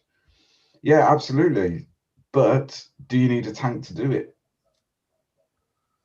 And the logistic cost of deploying those main battle tanks to whatever area in the globe, and bearing in mind, so a main battle tank, modern main battle tanks, for every hour they're operational, you're looking at 3 or 4 hours maintenance. So you need that infrastructure wherever they are in the world to be able to maintain it. Now, you look at a highly mobile Apache force or, you know, drones, etc. They can be based in a friendly nation and fly across the border, do what they need to do. You look at an Apache longbow, not only can that destroy vehicles really effectively, but it is massively effective against infantry. That chain gun on the front, yeah, that'll ruin your day. Absolutely. And you have 12 of those going across the border. You don't need tanks. Do all that, you have to have the air superiority. Yeah. It's the first thing it's established, isn't it? Normally. Absolutely. You look at the Second Gulf War, and I was sat in the Kuwaiti desert when the air campaign started. And bearing in mind, the desert at night is completely dark. There's no ambient light. We don't really experience complete darkness in normal Western. No, because of the street lights. Because there is always some sort of ambient light. Yeah. But in the desert, it's literally, you put your hand in front of your face, you can't see it because there's no ambient light at all. When that air campaign started, and bearing in mind, they were bombing Iraq. We weren't even in the same country, and it was like daylight in the desert. Yeah. They talk about shock and awe, and it absolutely was. It was phenomenal, and the ground was shaking, and yeah, the amount of firepower that the Air Force, Allied Air Forces can unleash is phenomenal. And once you've got air superiority, you can do anything, Even in Desert Storm, the first Gulf War, so you got the Highway to Hell, which is the main trunk road running from Kuwait into Iraq. Oh, I got obliterated, didn't I? A few A-10s and Apaches destroyed whole armored columns without they shot either end, didn't they, and blocked it. Without any boots being on the ground at all. Yeah. The old days of massive infantry divisions and armored divisions going into conflict, there will be sporadic firefights and all that stuff. Obviously, you have pockets of enemy forces, but the majority of it is done from the air. And we're very fortunate that we have a very capable Air Force, and the US are our allies because the power that the US can unleash if they need to is phenomenal. But again, it all relies on the technological infrastructure to get those aircraft in the air and targets and everything else. If we lose that through a cyber attack, those aircraft aren't going anywhere.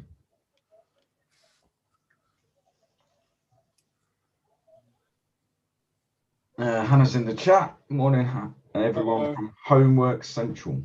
Yeah. Morning, Hannah. Good morning, Hannah.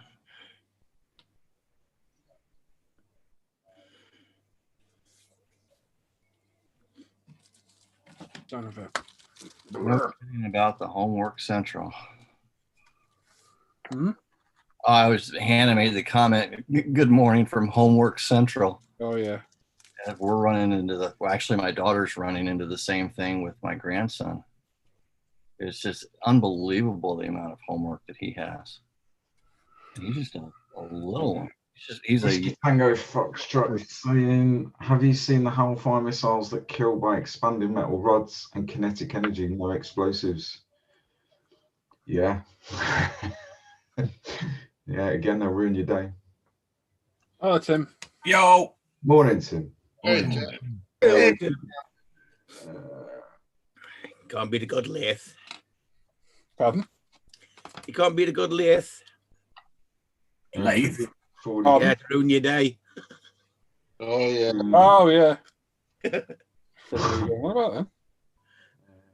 Tribune 43, Schwarzkopf got calls from the chairman and the White House referenced the highway as the results were being splashed in papers. His auto blog is really interesting. Yeah.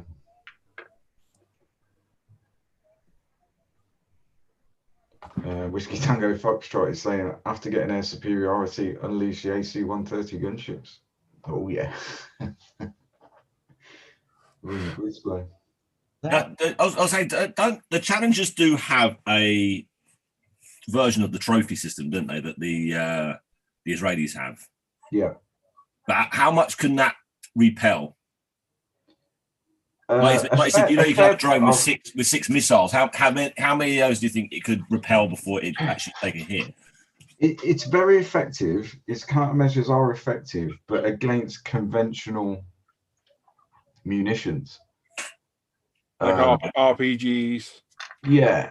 It's more designed for close quarters. Yeah. Okay, right. But if you're going against, Hellfire missiles, an A-10, you're gonna stop that, aren't you? Spectre gunship, the survivability of that tank is massively reduced. The softest part of the tank is the top part of the tank. Yeah. So. Richie Lamb saying, agreed, Luke. First Gulf War, the artillery fired 40 years worth of training rounds in one fire mission. At the peak of the land war, they were doing 20 plus missions a day. There you go. Yeah, it's a different type of war. That was the last. That's pretty much the last tank battle I think we're going to see. Let's hope so. Hope so. Well, yeah. Let's good hope so. But yeah, I think that's the last time we're ever going to see tanks going into battle in formations. Yeah, I mean, tanks still have their place, but more from a force protection point of view rather than an offensive taking the fight to the enemy. And in the second Gulf War, the Challenger 2s, rather than being used as an offensive resource to go and, take the enemy down, they were much more beneficial in a force protection role.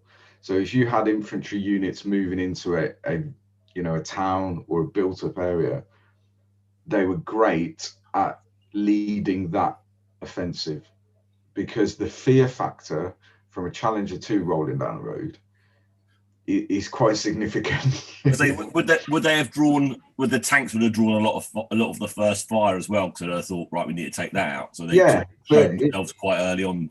Yeah, it's like trying to kill a human with a pea shooter. Yeah. If you've got AKs and RPGs against the Challenger 2, it's really not gonna affect it all that much.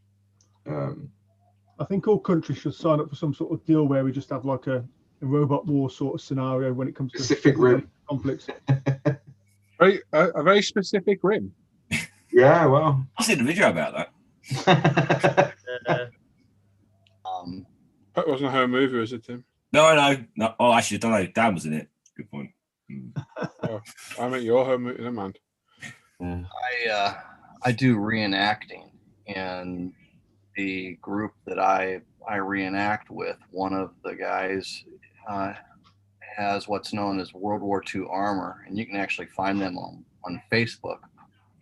And he's got a collection of completely operational tanks. Nice. And my unit can either do US GI, or we can do German. And these tanks, they're World War II tanks, and we're doing a reenactment. But I can tell you from personal experience that as an individual, and again, these are World War II tanks, when you're standing against something like that, it scares the crap out of you. And I'm reenacting. The fear factor is just unbelievable with those things. That's why in first Gulf War, though, those not very well trained, the T-55s, T-62s, they just abandoned their vehicles and gave up, didn't they? Yeah, absolutely. Surrendered. I mean, we at the beginning, the gentleman that I was talking about that has the tanks, he only had U.S. tanks, and when we were doing our reenacting our German units, all we had were Panzerfausts that ran on compressed air, and you know, so I would be hiding in a concealed. Would you be camping out? Would you? Camping out. Pretty camper. I'd be hiding in a concealed position, and then I'd have to jump out in front of one of these tanks. And in an RPG, there's no range to these things. I mean, the range from a main gun on a tank is far greater than anything you're gonna, you know, hold personally. And so I jump out, and all of a sudden I'm face to face with the tank, and again, it's reenacting, but still the clench factor is unbelievable. Staring straight down the barrel of one of those main guns. So.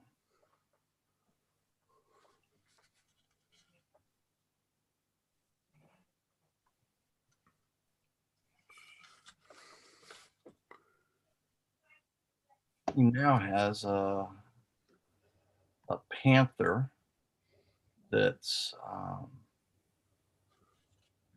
a clone, so to speak, and then Stug and Panzer III. They're all off M113 chassis, yeah? Yeah, yes, those are. And then he's got the Saving Private Ryan Tiger tank that's being completely redone. The T-34 chassis one. Yeah. Oh, hang on, is it T-34 chassis? Was it? I think it was. Mm-hmm. Yeah. That's almost completed. When you look at it, you just because of the road wheels, you can tell that, you know, where its heritage lies. But the Panther is a really, really convincing Panther. So that'll be fun. We get to have a little firepower for once.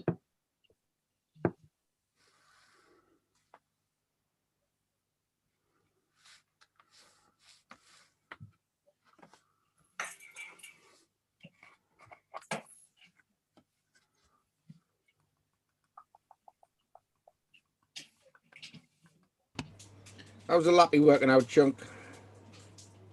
It's still going. Yeah, haven't broke it yet.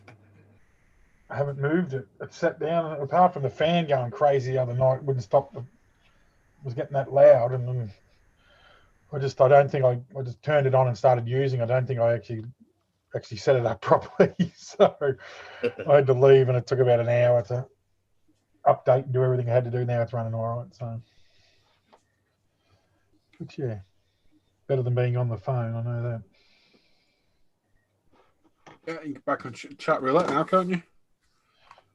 Was it a Meagle or whatever? You know, man. No, chat roulette. Don't know what chat roulette is. Sorry. Oh, basically, Yank tank. Yeah. Not Americans either. Don't know. Tim's on it all the time. Just a young farm boy from Australia. Sorry. Completely naive to the outside world. Young. Sorry. Good point. Young Chunk. I am younger than a few in here. Yes. Hang on. Let me just count them out. You're younger than 1, 2, 3 people. That's a few.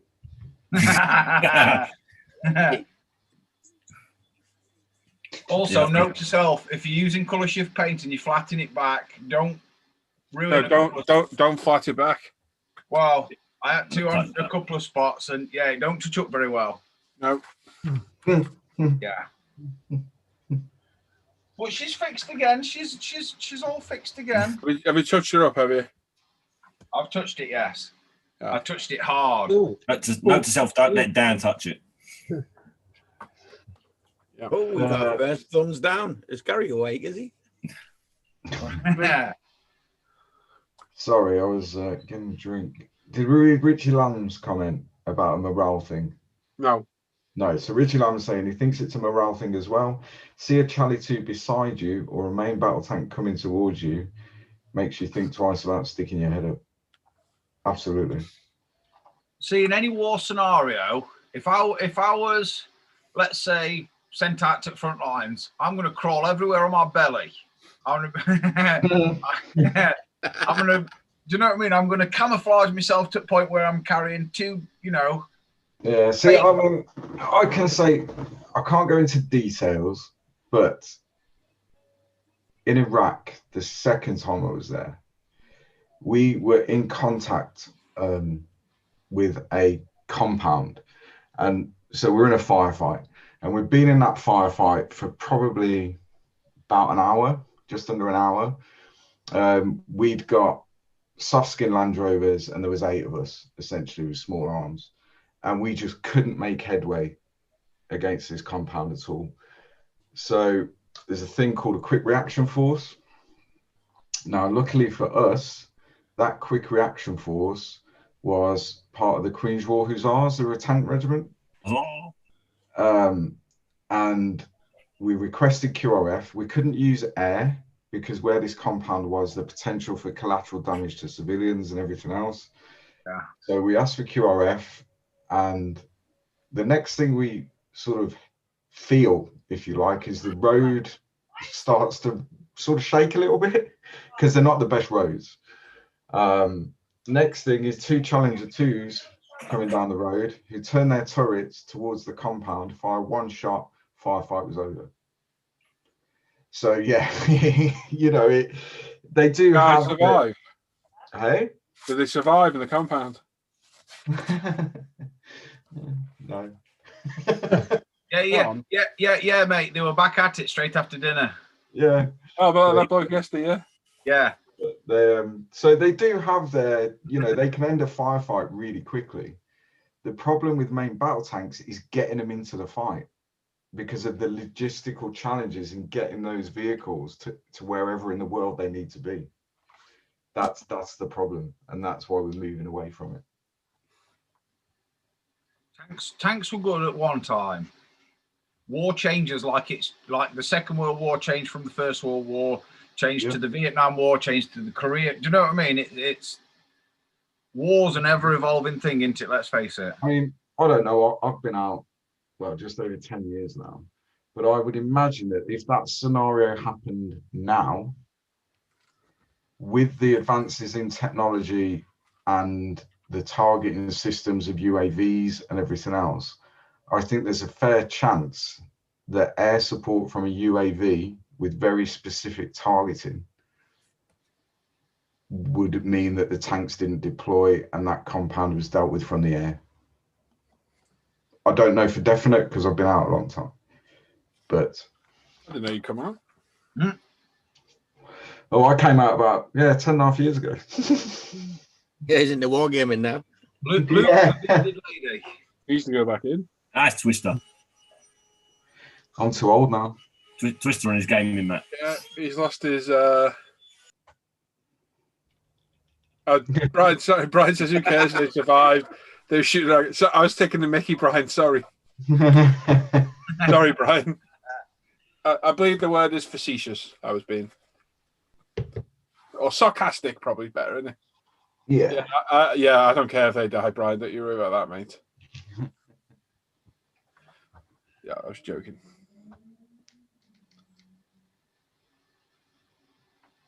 There we go. One successfully masked and flocked rear seat. And the compressor keeps coming on. Shut up.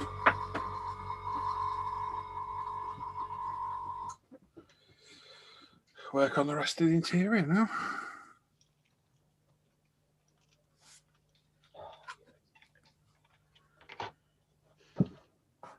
What have we got watching? 73. 48 likes.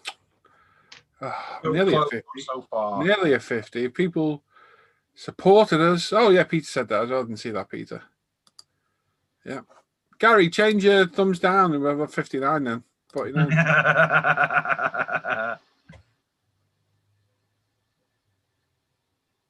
Yeah, Steve's absolutely right. Next gen tanks are one-man fully automated or remote operated, so will be a lot smaller and have greater firepower. Absolutely, and that's kind of what we're getting at. The old days of these massive pieces of armor, armored divisions, and all that is going, and it's going to be more mobile, using technology to operate these bits of equipment and stuff is the way ahead.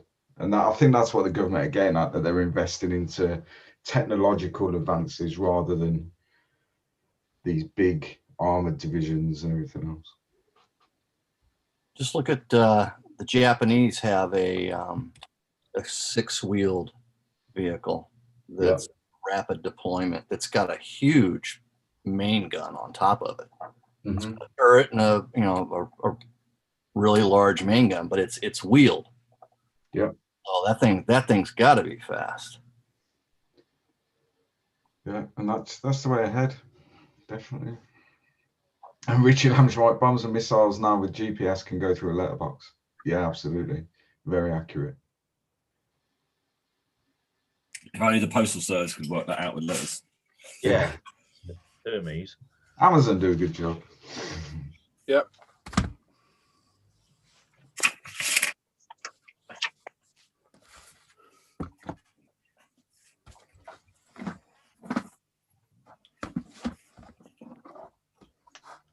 Well, I'm a kit in the post yesterday. Javelin.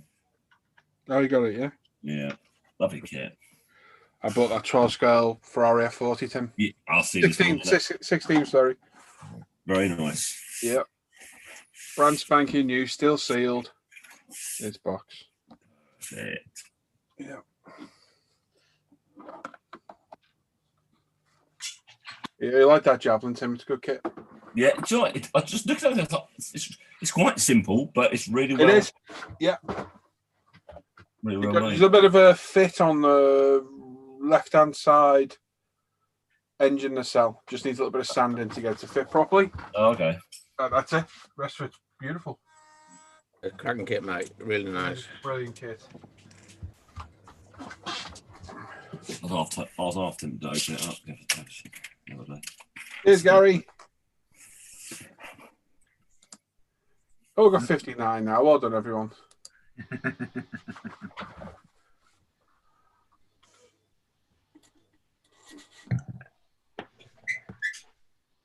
I was looking on Alley Cat's website, and they got some. Oh yeah, there's some really cool conversions for it, aren't they? Yeah, I had one, didn't I? I had the red white one.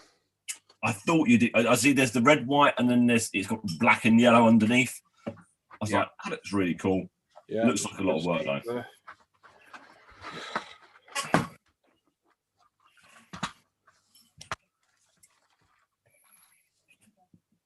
Which kit is that, Tim? Javelin. Nice. This one, look. There you go. With the high back wing, yeah. Okay, gotcha. That long pointy one. Yeah, it's got a long pointy out front. It's got two pointies on the side. Now, is that a newer kit? Yeah, it's about 3-4 years old, is it? 3 years old. Oh, it's 2016, I think it was. Was it 16? Was it? You used to have a remote control version of one of those. Is that the one that you built, Paul? Yeah. You know what? Saying that, it's probably actually got to be older than that, isn't it? It's got to be. Hang on. Where is it? Oh, here it is. No, sorry, 2013. There you go. It was new tooled. Really? Yep. Give over. Wow. 7 years ago. Yeah, this is that long ago. Sweet baby G's in the orphans. I think some pitot tubes might be good for it. They're always a bit helpful. Yeah. Don't think I did a thing to mine. Let me have a look. No, it was totally out of the box. Did you bother adding belts to it? Don't know.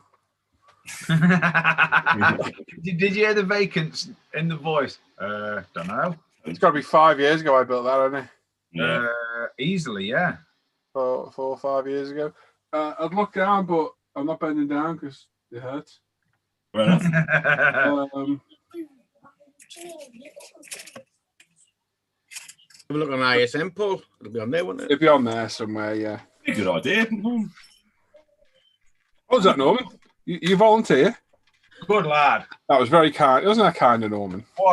He's a very kind man. He's a lovely, generous, giving. He's going to take you out the rear, nice. Well, I was going to say, he likes it down the docks. Very giving down there, apparently. Yeah. Very popular.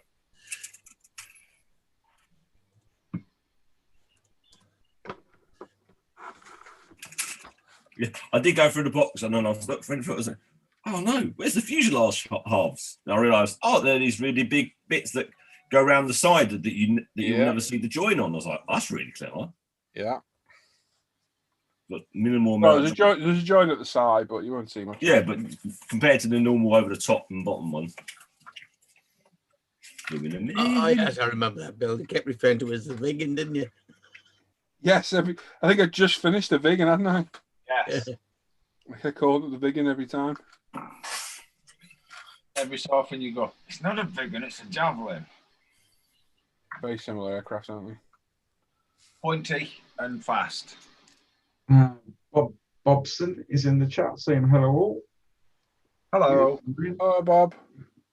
Bob Bobson. That's got to be bloody Bob friggin' Bob. Is that your real name, Bob Bobson? If it is, it's brilliant. Peter Pitkin saying all this talk about smart weapons is why my alias is projectile diarrhea. Okay. Tribune 43. I've seen the Israelis send a knocker non-explosive into the garden roof of a house. Locals know they've got 5 minutes to get out before they level it. Yeah, it's way ahead. Nice as a minute, eh? That nice. Yeah, you got 5 minutes. That gives you a warm, fuzzy feeling. That's what that does. I had that in the middle of the night. About 3 o'clock this morning, wasn't it? Lucky you caught it really down, isn't it? Oh. There'd have been no catching that, Tim. Straight through the sun. Catch it. Nearly killed Luke then. Quicker than a quick fitter. Luke's already made a flip today anyway. Steve saying, unfortunately for you lot, my son's 3rd year in uni, they are letting him loose with AI.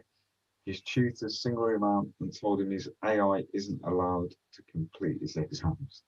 No. That's the way ahead. Any, young people now getting into anything technology, they're set for life, really. Brian Rand's got to go, so stay safe. Brian. You Bye. too. Bye, Brian. Toodle Pipsy Poos. 2017 you built that, Paul. What? 2017 you built that. No, really? Yeah. Wow, so not long ago. Wow. I thought it was longer than that. Hey, it's what she said. She was disappointed.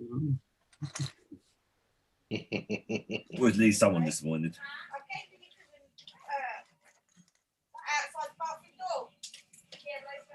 Outside the bathroom door.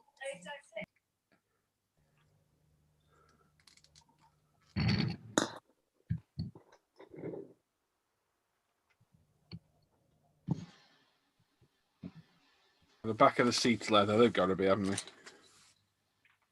Yeah. Well, front seats. Yeah. Yeah. Leather. Just saying, Tim, the front seats slide forward and back on their rails. I heard you say that. I didn't. Yeah. Very random, and the back seat's actually forward and back movement. So people get in the back. Strange, yeah. Cool, but strange.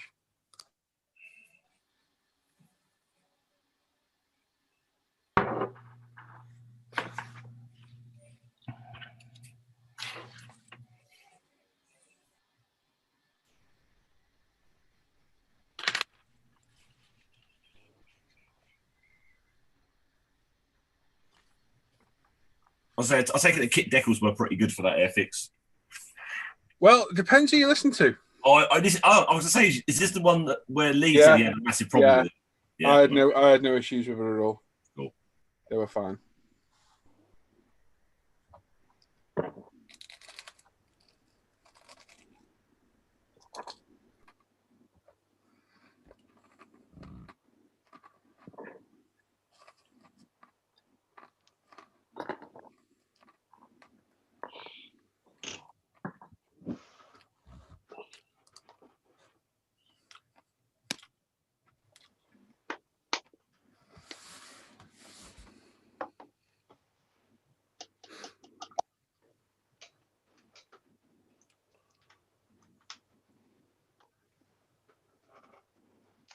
Scale Cars in the chat saying good morning, everyone. Just to say, Paulie ended up buying an Aoshima Aventador SV. Decided to risk it as he loves the car. I'm sure he'll be fine.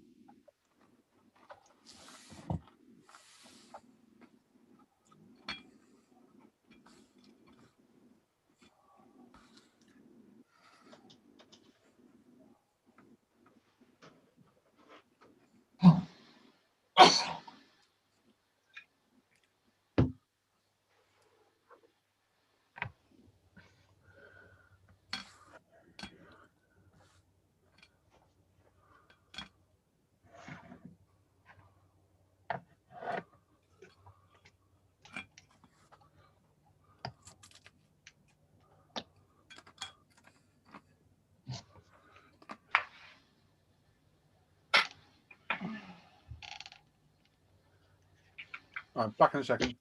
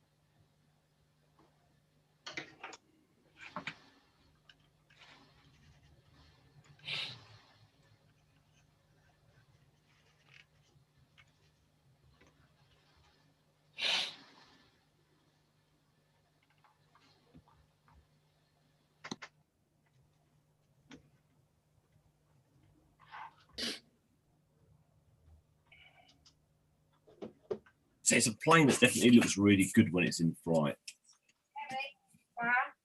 It's very nice.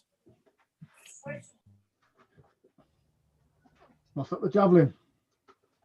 Yep. Yeah, suffered with tail stall, terrible. So yeah? It used to suffer with tail stall. Oh, did it? Yeah, because with having a high rear wing, high rear tail used to cause issues, instability issues. So I used to have an RC model version of one back in the day. Yeah. Nice quick plane. Yeah, it was because it worked out because it was delta wing when it was stopping all the airflow from going to the top end. Yeah. So one crashed. We had an air show in West Wales, and one crashed just off Borth as well. The pilot died unfortunately, but yeah.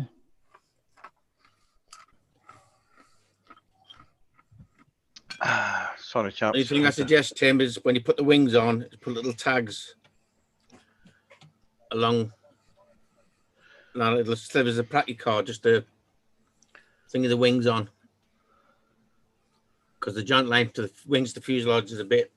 It's a bit dinky, isn't it? I Yeah, see it's got like bit pontoons sticking out the side to sort of give it some bracing. But yeah, pontoon sounds so much better. Hey, pontoon sounds so much better. Yeah, very very Pacific. Yeah, that's it. That's what I mean. Yeah, just in the middle section, it just droops a tiny bit.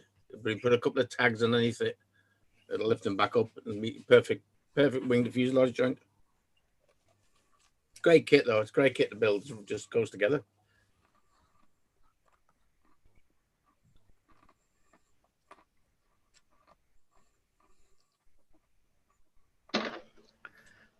Unfortunately, I haven't got my prime version here. I think it's upstairs.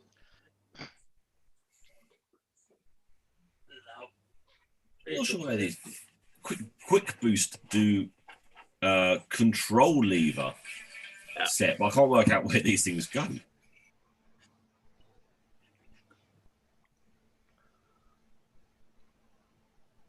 Some nice conversions for it as well. If you got there, where I was saying that there's some very nice conversions for it.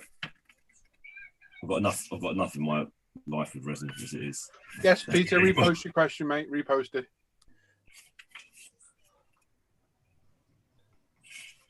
What was it?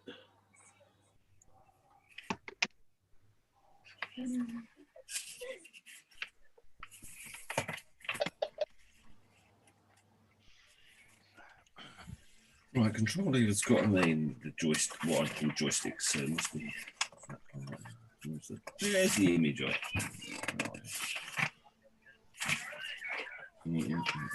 Peter, just post in the chat, mate. Just put the link in the chat.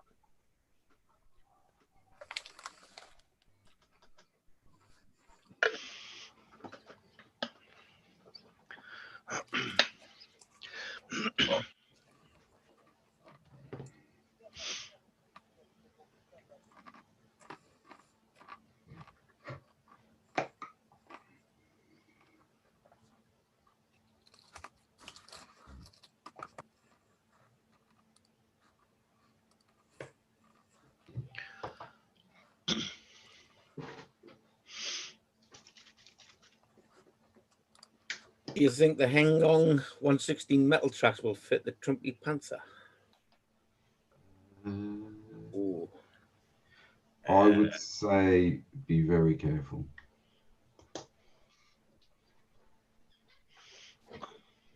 Might, if anything, needs slight work done to the drive sprocket, and that'll be probably it.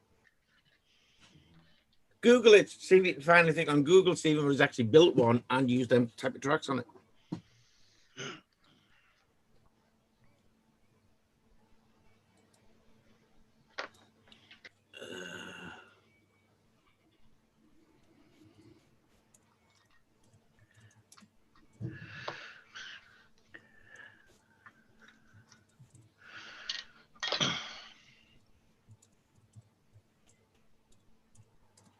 Al, who makes that drone kit that you've got there?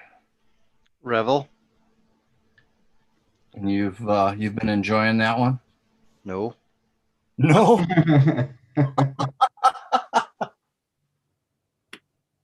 I just wondered if it was a trick question. It's Revel. There's flash everywhere.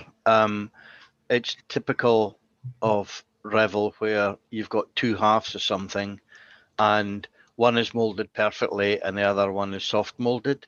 Yep. So, for example, down this isn't two halves, this lumpy bit at the back, and you have all the seam lines and everything on one side and virtually nothing on the other, and there's actually a lip on the end, right on the end there, and there isn't on there. So would I recommend that kit? Yeah, for setting fire to. I mean, I would save yourself the bother and just set fire to the box with everything in it. With everything in it? However, following on from discussions earlier on today, there's no such thing as a bad kit, just your attitude to doing it. Yeah. Is there any other game in town if you want to do a large scale drone? Tallery do one, don't they? Who's that? In 48, Tallery, I think. Or is there probably? I mean, I wouldn't put it past this being the. It's probably the same kit. Yeah. I don't. The name doesn't inspire confidence. No, but it's okay. You'll be fine. I won't. It's a shame because it's not a super complicated. It went together basically in a couple of hours to this stage. There's not much more to go. There's the pylons and the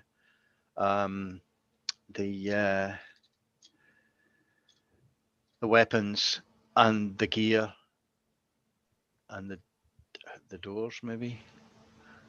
That's about it. But it's the filling and sanding. I thought I'll just certainly not a Tamiya, I can tell you. Okay.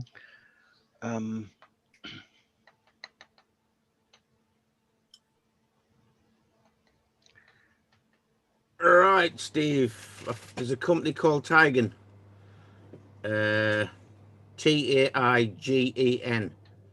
They do a set of metal tracks for it.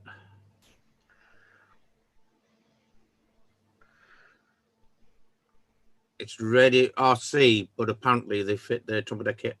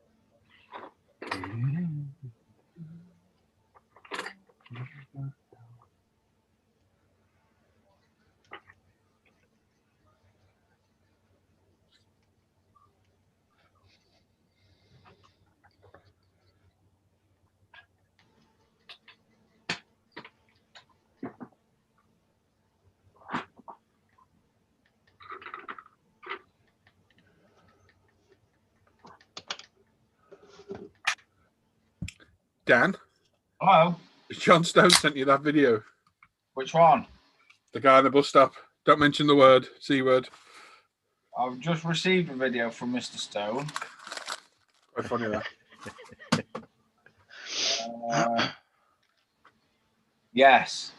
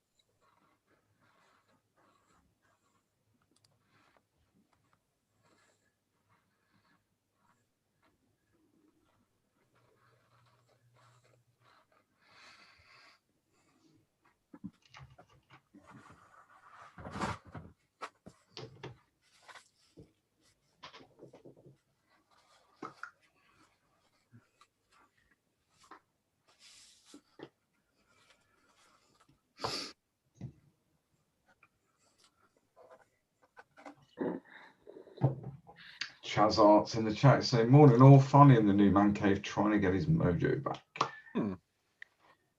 Well, new cave should do that, man. Good, yeah. Get it all organised, get it all done. Your mojo will be there, I'm sure.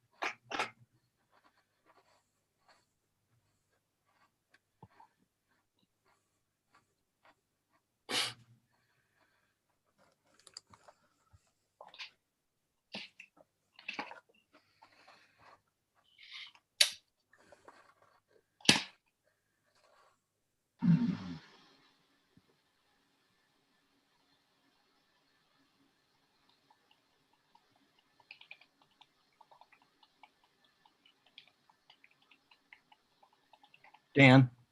Hello. Thingiverse for 3D printing. My Manufacturer is better because Thingiverse is a bit, it's going backwards on itself. Okay. My Manufacturer. Yeah. If you want to buy them, you can go to places like CG Trader. There's a couple more out there, but CG Trader's got good ones on. If you want to purchase them, you know, anywhere from $1 to $50. But My Manufacturer is far and away the best free site. Who has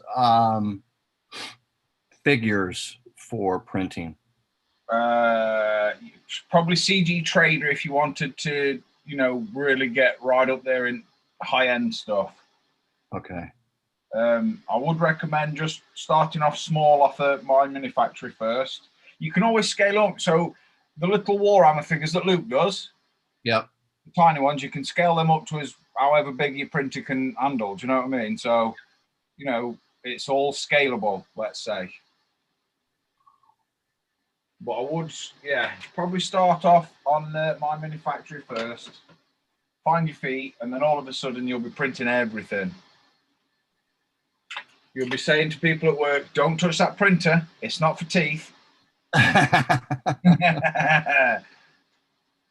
Oh, it's coming, I'm telling you. Yeah, all I've done so far is print teeth, and it's the printer that we have is a resin printer, and you've got the Formlabs one, haven't you? Yes, the Formlabs 3. Yes. I think, Andy, you may need to explain to anyone that's watching who don't know what you do for a living. So why really weird. Why is the only thing you printed is teeth?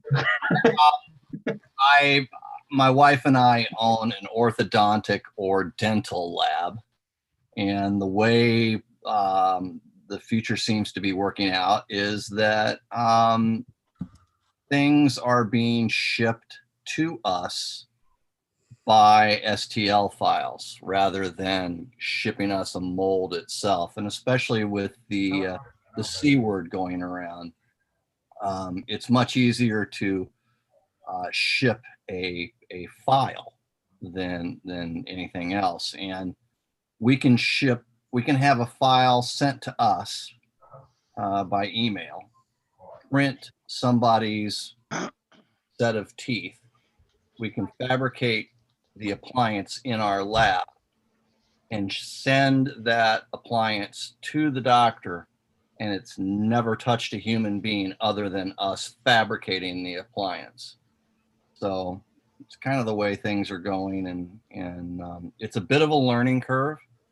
Oh yeah. So you know, on the software end of it especially, it was pretty scary just printing out the first thing, you know, trying to, you know, not knowing how it actually physically works. It was a little scary. First time I ever printed anything, I was just expecting a melted wellet, you know, like a blob stuck to the gold plate, being pulled up at it. But you're still getting them now. Well, I am, to be fair. And to be honest, I was scared to death that we were going to screw the equipment up in some way. Yep.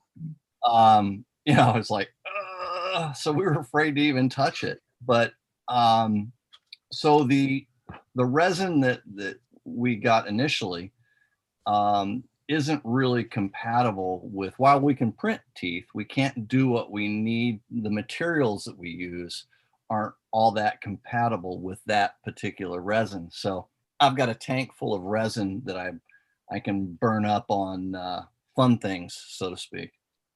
Mm-hmm. So I'm looking for some interesting things to print before we start cranking the teeth out. What sort of resin are you planning on using, Andy? Just out of interest. Well. Do you need a flexible? No. No. Not at all. Not at all. I'll probably go with Siraya Tech. That's a really good one. Okay. See, I've read online that everybody's having problems with any cubics, grey and black, whereas I've had problems with their black resin, but I've never had problems with their grey resin. I've heard folks, the Elegoo, grey and water washable resins, I've heard people have problems with them where they go a bit brittle over time. but the Siraya Tech, blue and clear, they are supposed to be bulletproof. They're quite pricey though. That's all part of the learning curve with this. But to be fair, in between, if it's not for work purposes, in between, I'll probably just get just like an Anycubic grey or something like that, just for for printing stuff that you want to do for your hobby. Yep. And not for work. What I probably would also recommend is buy a separate vat so you can swap. Like when you want to print some off for you, but you've got work resin in the vat, you can pull that vat out, put a lid on it, and put another one. Do you know what I mean? So you can swap it around. Yeah, I've got it's all what we've rather than just a standard vat. I've got an automated system where you attach your build tray. Yeah.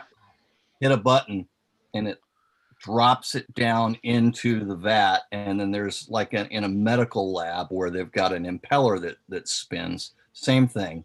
And it spins the alcohol around and takes care of all of the washing. Yep. And then when it's done, the cycle is done for the the specified amount of time. It then comes up out of the tank and hangs there and drips.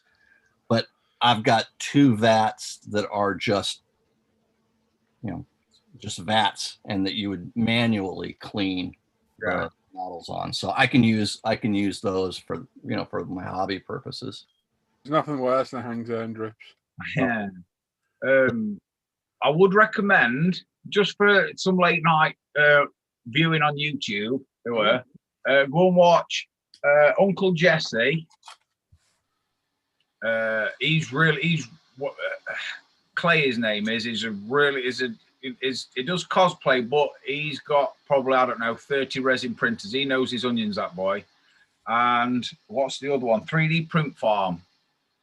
He's really into his resin stuff as well, but he's more commercial side of it. Do you know what I mean? I think his name's Chet. But yeah, I definitely recommend just for your purposes, what you want for either work or hobby side. Uncle Jesse is probably the one to watch. He's got some really good printers, that boy. Well, this morning I've already managed to lose one guide horn on one of the tracks going on the side of the Sherman, so I may be figuring out how to print a guide horn. The thing with 3D printing is the printer side of it's fine. Sean will back me up on this. Printing side of it is absolutely fine and dandy. It's the software that's that you've got to learn to either slice it, cut it. Yeah, spend more time on the software. Oh my God, yeah. That's the mind-bending part. Mind-bending? Oh, I looked at it. I said to my missus once, I said, I'm going out to the cave. I'm just going to have a look at 3D printing software, blah, blah, blah. 6 hours went by, and I was still none the wiser. Yeah. So they got like a cave. Yeah, it's a proper rabbit hole. Oh my God, yeah. Yeah, you can, it's... And I'm still not a whiz with it. I'll still press buttons and go, what did I just do? Or, is that really done that? Undo. What the fuck was that?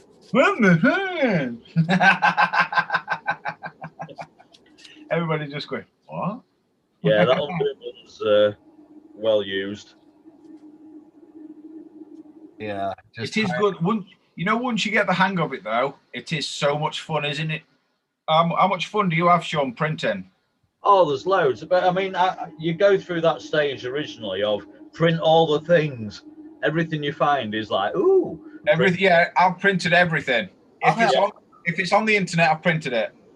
I've got loads of stuff like that. Do you worry about corrupted files or viruses? It depends on what. I mean, I'm operating on a Mac, so my Mac will pick up anything really. And I've only really ever downloaded one dodgy file, and what that tried to do is it tried to put the build plate through the bottom of the vat. Literally, it come down, it made a horrible noise, and I panicked and just switched it all off. And then I tried it again, it did the same thing. So yeah, that was. Is that when you broke it, Dan? No, Yeah. no, that was was a different time. Yeah, that were a different time. Kind of a ham-fisted buffoon breaks the 3D printer. Well, I know. Mad, isn't it? Well, I'll tell you what, with the the Formlabs resin printer, that's not a cheap piece of equipment. So no, I'm like scared to death, about screwing that thing up. How much did that cost you, Andy? If you don't mind me asking. Lots. The printer itself was $3,000 US. Holy sweet Jeebus! And yes, that doesn't include anything else. With the wash system and the UV curing system, that additional UV curing system that we bought, all total, the hardware itself was $6,000. No, Doesn't you're include. using it for work, so it's a different thing, isn't it? Yeah. To be fair though, the Formlabs one is probably the best commercial out there that you can use. There is other ones that you can get, like a Frozen or Will it build a snowman? Only if you let it go. Hey. But yeah, the Formlabs 3 has been designed pretty much with commercial. It's mostly dentist offices that use it anyway. Right. I think it was more aimed for that particular sort of work because you can get a full set of teeth on it. Yes. In that the tooth. In that the tooth. Just quickly chat. Hang on. Magnifier now sorted. Well done, Hugh. Cool. So you got a third off his Panther at Hannon's. That's good, isn't it? Got them on sale apparently.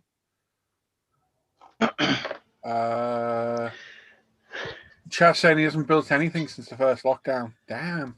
Wow. Tribune says anyone had their eye on anything for Black Friday, model related or not, he's got to get a new fridge, freezer, and washing machine. Very glad.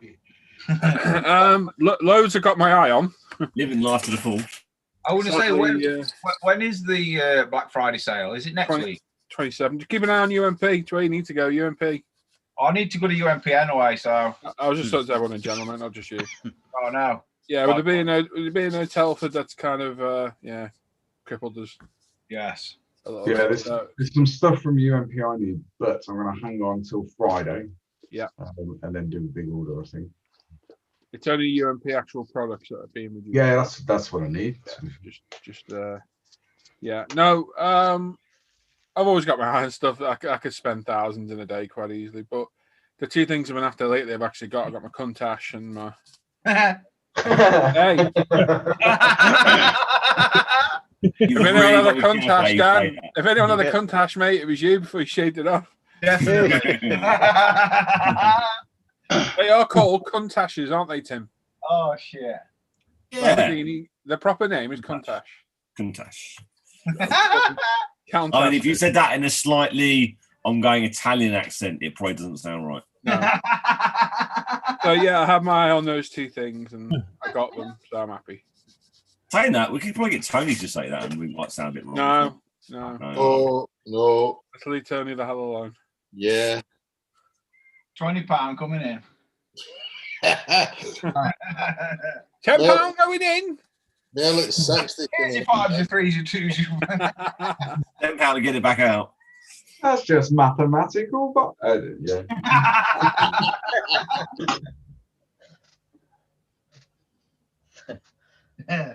Yeah, Peter can't put the link in the chat. Sorry, mate. Yeah, just Google it. Strange Parts Architectural. There we go.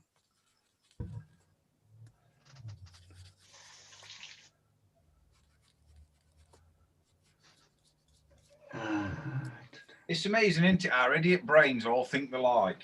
Yeah. No. What are you building at the minute, Dan? You're on the Porsche. Yes, I'm on the Porsche. Yes. Good. You got anything planned for Black Friday? Chunk? Oh, nearly had him. Really got him. A split second longer, he would have answered me, I think. You really got him. You got the plan for Black Friday then, Chunk? No. Just another day.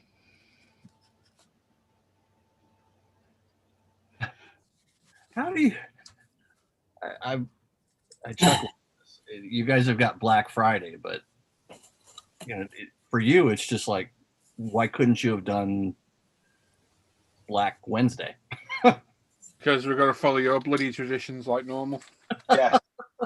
I'm surprised we don't bloody do freaking Thanksgiving now. Yeah. We will. Thanksgiving? What was Thanksgiving for? I don't know. I'm giving thanks that I'm still breathing. Yeah. I wonder if webcams and the such like's going to be on offer on the Black Friday. They're on now, mate. They'll be on They there. are, yeah. They're back down to the price they were pre-March. I just bought another one of the webcams that all of us use, and it was $90 US, which is more than it was when I bought my first one. Yeah, they went up in price. See the prices during lockdown. Yeah, they're like 200 quid. That was ridiculous. That and all of the kids that are not in school that are doing virtual learning are all using these cameras now for school purposes. It's really hard just to get an iPad right now. Yep. Same here. Yep. That's why Chunk had to settle for just a normal computer. Oh no! I was at the end of the year. I was buying a Mac. I was going to buy a Mac, but now I've had to update this. But I couldn't get an iPad. The place couldn't get them. So. I will say though, Chunk, I do like the different angle we've got going on now. Yeah, it's because I built the new light and I can put the webcam there. That's where it was always going to be. It just took me 18 months to get it there. We have a new camera, Chunk. No, just a position. Okay, all right. Camera's the same. New laptop though. We get to see his moves resting on his desk. Got me good shirt on. Oh, there's no wrong with that t-shirt. I've got a t-shirt, I think.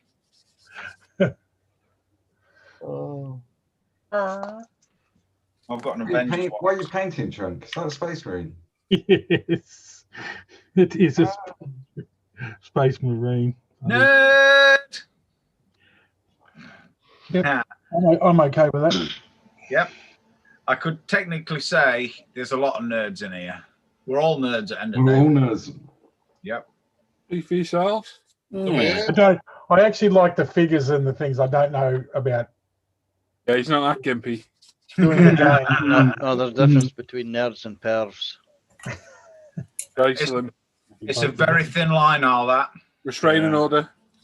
Very restraining.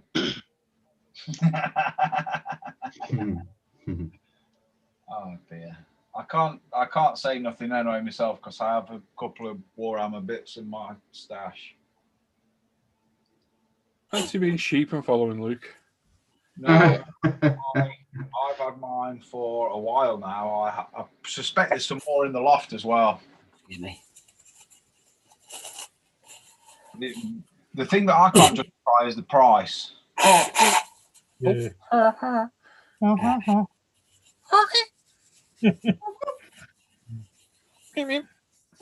Well, I couldn't find me pack of Space Marines. I don't know if I couldn't find them. I don't know where I've done with them.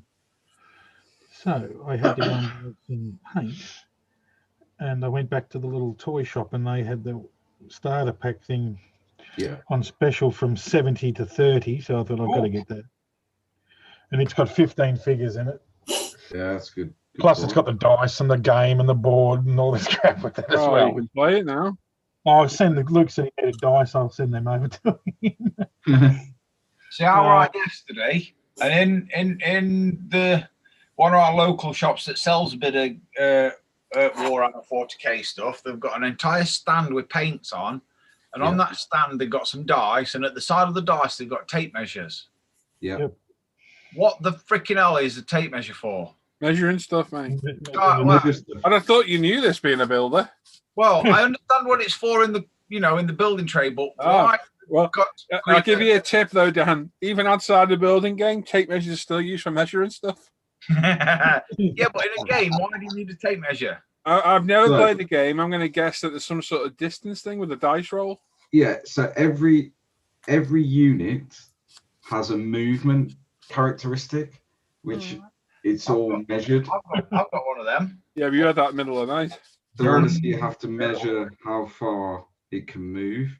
Every weapon has a range, so you have to measure the range of the weapon. Ah, yes. So if you're really shitty and see your ass, can you like accidentally sweep everyone's pieces off the table if you tape measure going, oops?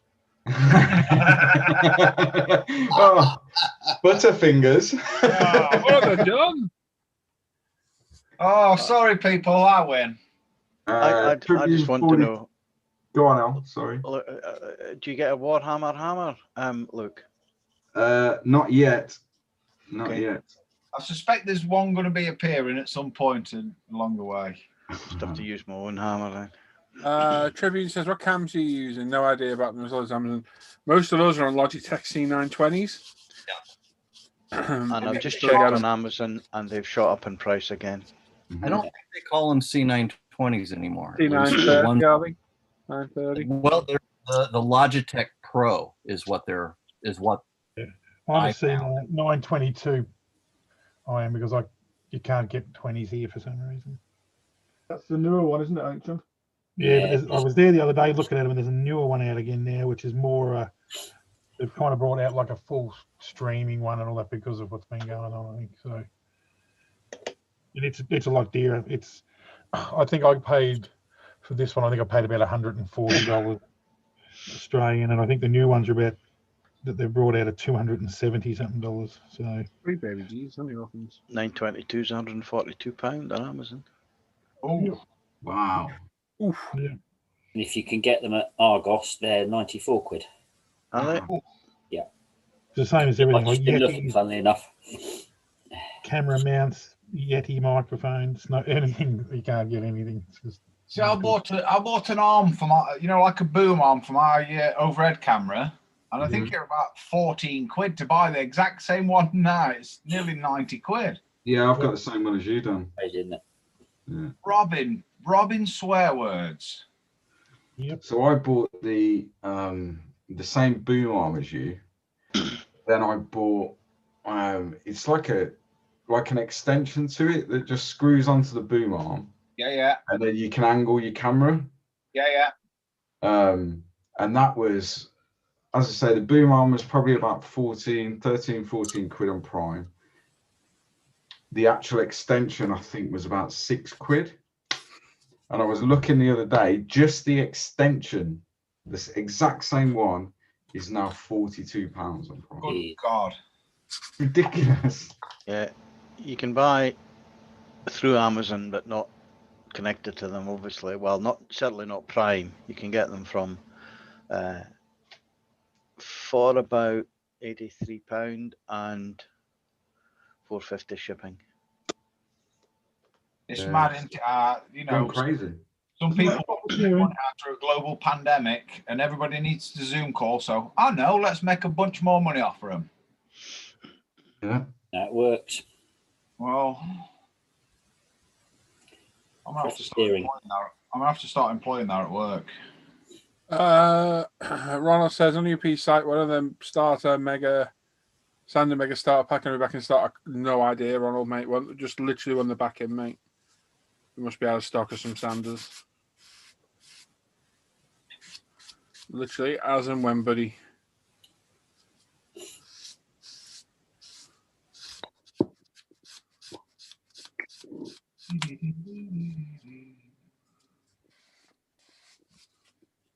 Oh dear, my guts. Oh. Go and get a kebab. Hair of the dog. I'm just thinking about dinner, and my guts are thinking, no, don't do it. A nice kebab, Dan, will loosen you up quite well. It's not. R12. I'm only joking. Yeah. I'm more thinking about having a couple of spoons full of cement just to harden up a bit. Just to firm me up a bit, yeah.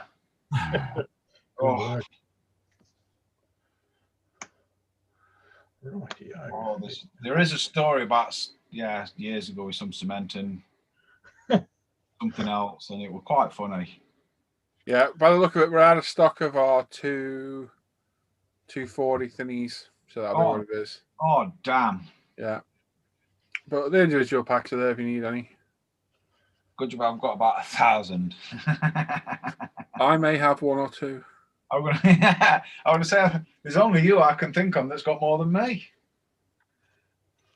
There were. That's how wrong did that sound?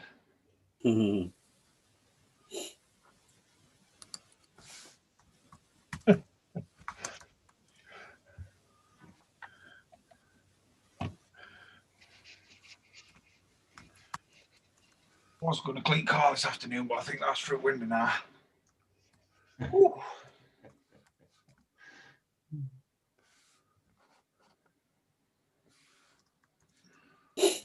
Bet you need more water to clean your car than I do. I need you just dunk yours in a bucket. I was going to say, you can just wash your own in sink, can't you? I'm just going to bring this in house, love. Don't empty it sink at pots. In fairness, I usually do just wash the wife's car and just whatever's left in the bottom of the bucket. I reckon you could pop your on it, Martha, and just get a quick rinse round it left cheek. Oh, to be fair, if you're only using it for work, it's perfect, isn't it, for commuting? That is it, mate. It's got a heater, a roof. I've actually, because we're changing our cars next year. Oh, are you getting rid of that? Yes, I am. Good lad. I hope you're getting something more manly, mate. Not that you're right. You're right. So I think, yeah, Tim's right. So we're looking at sort of a main car between us, and then just another car for commuting, if that makes sense. Yeah. As long as you're not buying a van. No. All right, that's good. Minivan would be nice, right? That's right. We're looking at an S3 as our main car. Audi, nice. Don't go for an Audi. Go for something better. S3, I reckon. They're lovely. With that, you get paid, Luke. I thought you'd go RS3, to be honest. Maybe. Well, Mark Luke gets paid. You'd have thought he'd have gone for a nice M3 or something. The only thing is Luke need more possibilities for speed. No, and this is where I'm coming from. So the missus will have that, and I'm actually looking at a smart car for commuting. Oh, so you're having them chopped off at the same time then? Mm-hmm. Are you going to be a eunuch? Well, essentially, after recent events, the only I've made it for the next 3 years. The only time I'm going to be driving is to go to work. That's it. Yeah. So I don't need anything. I was expecting once I got rid of Fiesta that I've only ever had one speeding ticket in, surprisingly. And then escalated to a massive jag that goes like lightning. I was expecting a few tickets win first fortnight, and touch wood, I've had no tickets. You know what? Hang on, someone at the door. I'll be back in a minute. I'll get a ticket in the morning. I don't wait to work. Yeah. Hello. Roy. Roy. 15 years I've known him. Sort of thing. You think you know something? So yeah, I may be purchasing a smart car. Gay. Luke, please tell me you're going to get a pink one. I'll tell you what, if I end up getting one, I'm going to get it in some dodgy colour. You'll know when he's outside the game in place, won't you? He says, it's quite a nice green one they do.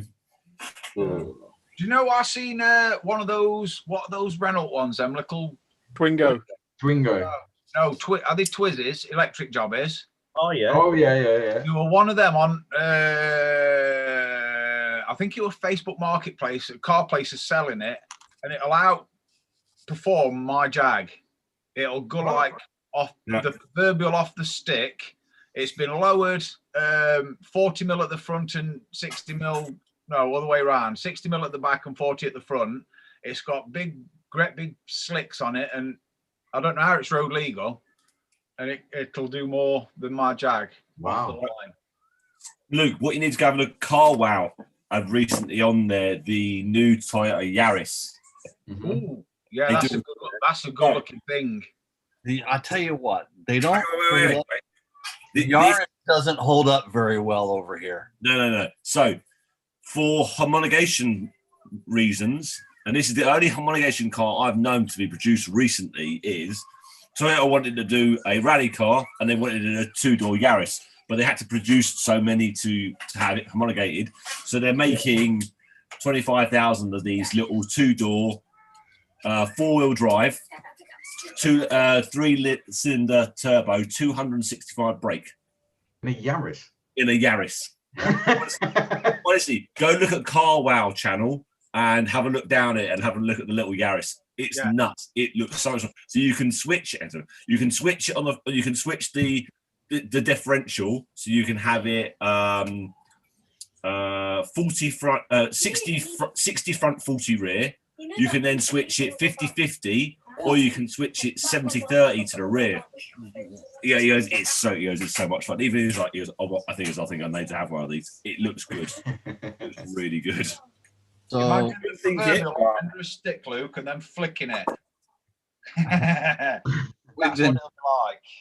We've been looking for a new delivery vehicle, and the Yaris was one of the vehicles that I started looking for.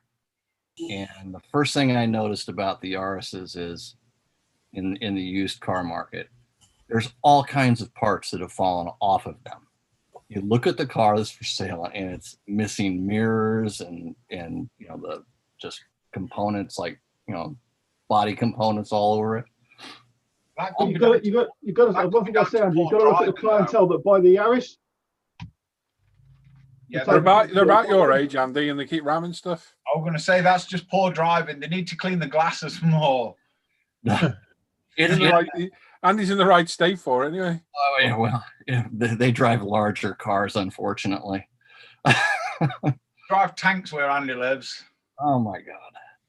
Yeah, what you need as a delivery vehicle, Andy, is you've seen your SWAT teams have got the Cougar. That's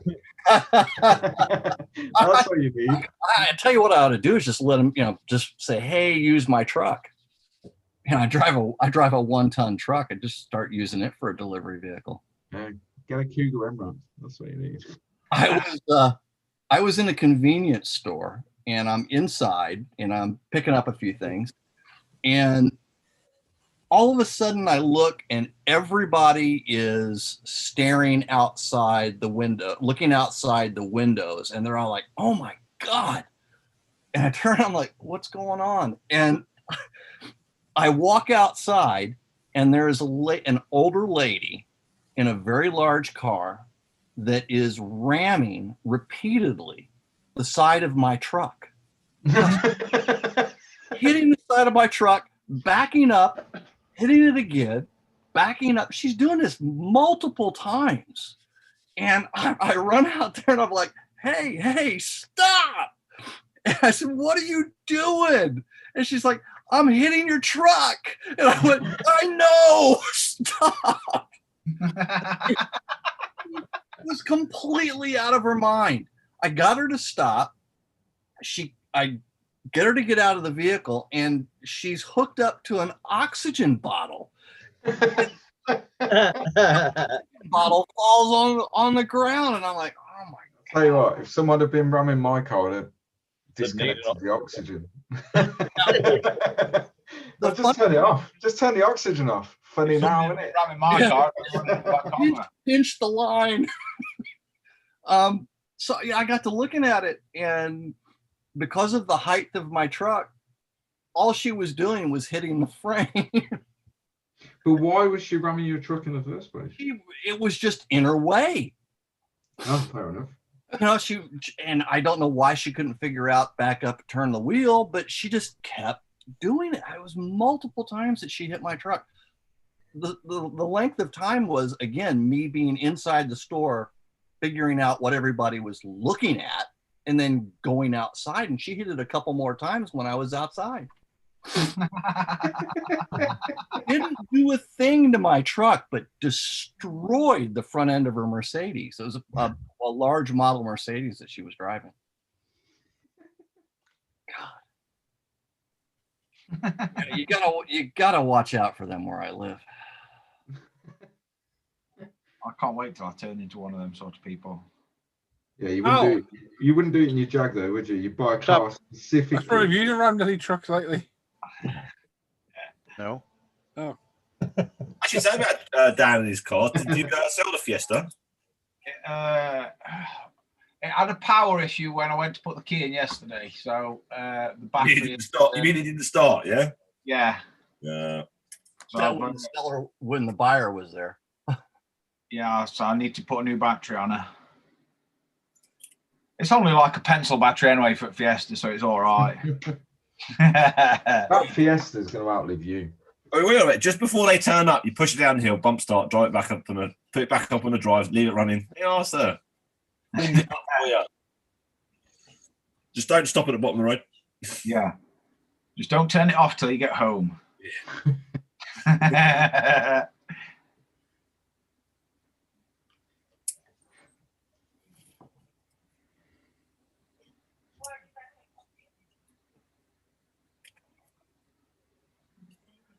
Oh, I feel a bent double moment coming on in a minute. Jesus. Right, well, there we go. I think that'll do us for today. Since we're on for nearly 3 hours. That's my phone. Thanks everyone that's joined us today. We'll be back on Wednesday at 10 a.m. If anyone's knocking around, come and join us. There's another Porsche video due at 9 a.m. in the morning. That's scheduled to go. Thanks everyone that's joined, tuned in, left a comment, give us a thumbs up. Hello, Keith, as well. Sorry, Keith and Ray. We're out of here. Sorry about that, fellas. Wow. Yeah. And thanks for these guys for joining in as well. If you're watching back the next 15 seconds, it tends to repeat for hours after you go off air. I do apologise. Just what it does for some reason. And we will catch you all on Wednesday morning. So take care, everybody. Bye-bye. Bye.